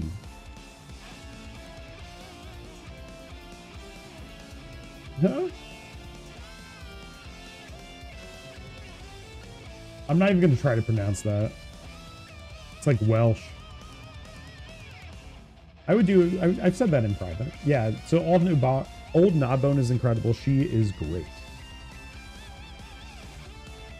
Glad I corrected my pronouns on her. Elvish Mystic for Gnawbone? I would probably... I don't know if you need artifacts in here. Sorry, not literally none, but like Mindstone and Gruul Signet are like kind of worse versions of... Farseek is analogous to Gruul Signet because it comes in tapped. 3 Visits is like a better Mindstone. It's like a improved Arcane Signet. But yeah, you get what I mean. 1 mana ramp, I would say, is actually pretty useful though, because one thing about like Nature's Rhythm, or sorry, Nature's Lore.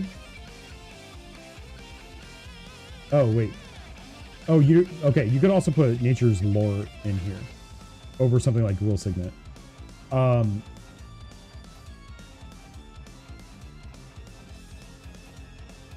What was the last thing I was going to say? Oh, yeah. So, like, if you play one of those 1-drop, like an Elvish Mystic, you can go 3 visits, turn 2, and then use that forest that you tutor for to play, like, a 1-drop. So that's just a powerful thing. That is a possibility. All right. Oh, whoops. Rowan Will. Nice. All right.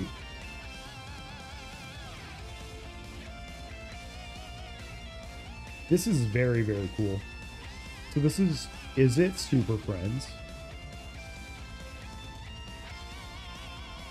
All right, seeing that you have a... Oh, let me sort this by mana value before I say something stupid.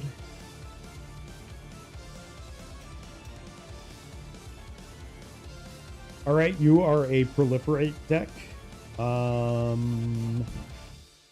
Gameplay wise, I don't really know anything about the lore of Ice Climbers. In fact, I know literally nothing about Ice Climbers other than their partners. But if I see all of these proliferate spells, well, number one, I'm going to look at Radstorm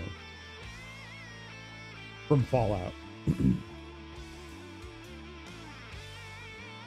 This is like the best, one of the best proliferate cards ever made.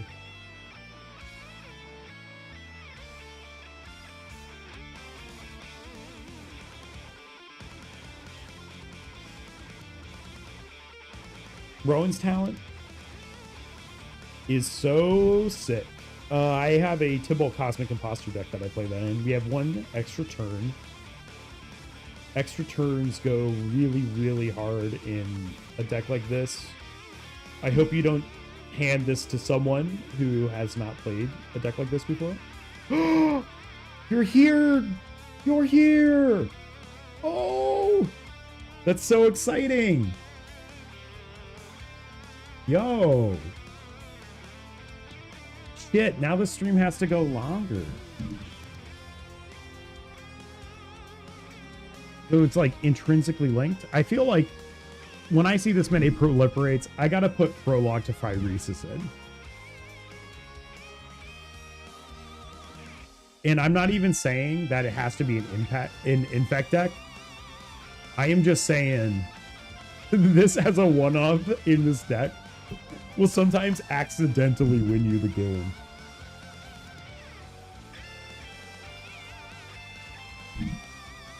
John, I love that you just have your name written here. It's so funny. Oh, I've never seen this card before. It's very cool.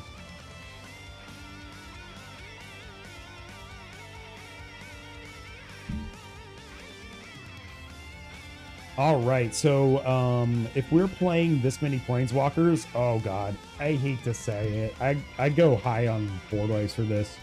I would, yeah, you have Cyclonic Rift. Evacuation is pretty good too. Anything to keep creatures off the board, because you're not gonna win with opponent's creatures on the board. If you Tezzeret the Seeker, oh my god, you can get Aether Spark with it. That's so cool. You get Chain Veil with it. Tezzeret's kind of fire in here. 2, 3, 4, 5, 6, 7. 7 pieces of ramp. Our planeswalkers cost 3 mana at least. About half or 5 cost, and just about half or 5 cost. So as of now, it looks like you're going to be playing on turn 4 your first planeswalker usually. And if you have 6 drops in the command zone, I mean, this might be like Thran Dynamo time. You're bad at computers but good at music, is that what's up? I see a lone Terramorphic just hanging out. Again, I think those are going to feel like landmines. Force of Rage.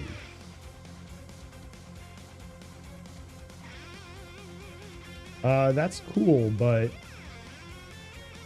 I mean, I get it. This makes more sense than the White Force for sure. One thing that I would be considering is when you have like this many planeswalkers, you're going to have that many things that individually need to attack. Therefore, something like Inferno Titan is going to be a lot less efficient at blocking, and something with like smaller bodies and more bodies are more efficient at blocking this kind of thing.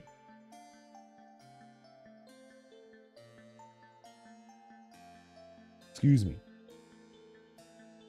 But you have your Rhystic. I would probably put Mystic Remora in here. This deck is going to play like Lavinia for like the first couple turns. And then you're going to play like 1 planeswalker per turn. But when you drop 1 planeswalker per turn, you better have like something to block with it. I mean, like, one way to do this would be to like really get will out really quickly, if that makes sense. All right, I have to take a detour to talk to John for a second. John, I'm playing in a tournament literally tomorrow, and I'm busy like uploading my deck right now, and it's just we can scroll past that part of the page. But this is the Final Fantasy crossover with Magic. Now, I don't know anything about Final Fantasy, but I do like Mardu, which is this color combination that is black, red, and white. Also, literally, what time is it for you? Is it literally 6 a.m. for you? Yeah, Mishra's Workshop. The last thing I look at are our lands when I look at lists. So I missed that, but that makes sense. Do you have Mishra's Workshop in that Samus deck?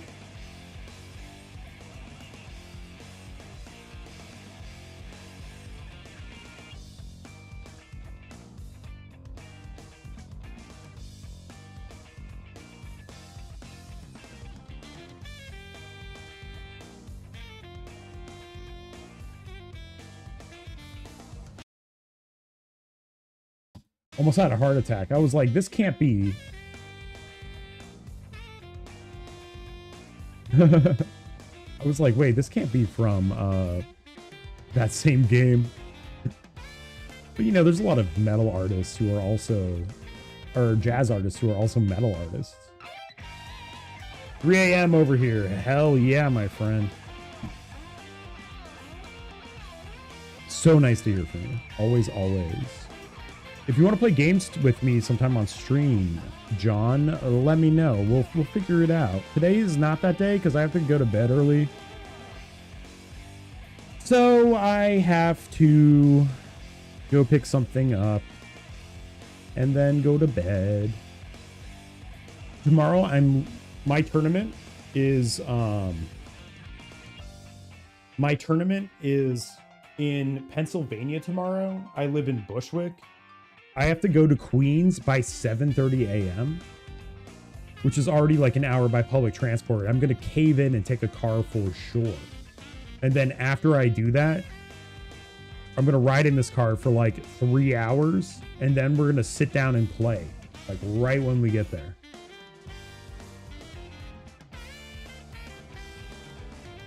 Wait, we could actually have a stream where you teach me some Yu-Gi-Oh! Ah, fuck, that's a good idea. God damn it. My friend Cardinal, who's maybe in the chat, maybe not, he played...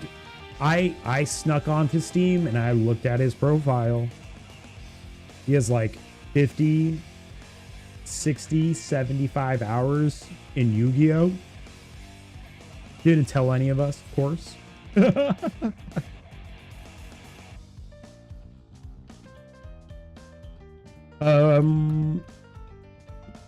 Okay.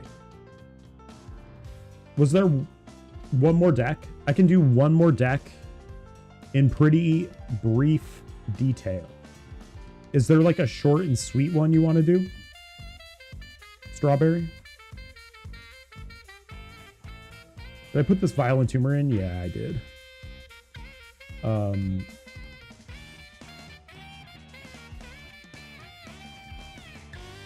Red Ellie?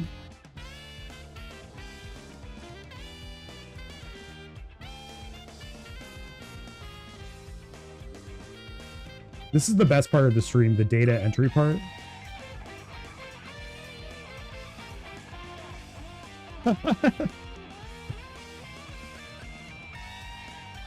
Oh my god, you should see me play Lotus Field in Magic. Oh my god, it plays like a Yu-Gi-Oh deck. Basically, what you're trying to do is rush in a land that taps for 3 mana instead of 1 mana, And this land is so powerful that when it enters the battlefield, you have to sacrifice 2 lands. It's called Lotus Field. Well, anyways, you can play 4 of them in one deck. And you can play cards that say draw cards and untap 2 lands. So basically, you just go like non-deterministically infinite. Which people, as it turns out, love playing against in tournaments.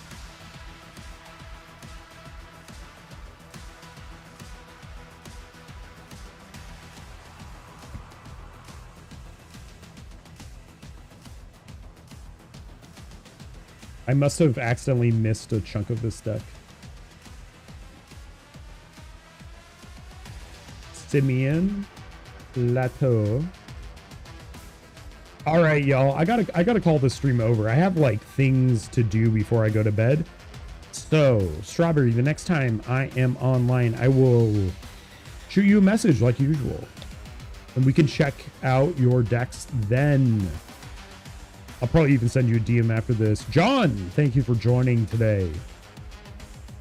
I will shoot you a message in the future when I am live without the expectation of you like coming on right away, because also we'll have to choose a day that I play Yu-Gi-Oh! But it's a really funny idea. It's like so funny.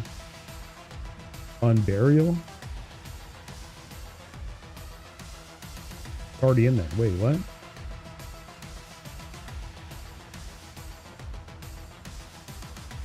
Oh, this is funny. It's now gone to Borderlands. All right.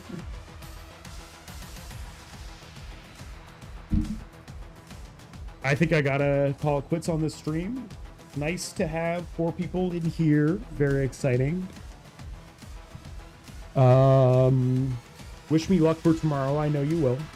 Everyone in here, I know you will. And I will catch you all next time. Thanks for checking it out. Give me that sweet follow, subscribe, YouTube, follow, whatever. And this deck list will be in the description of this VOD.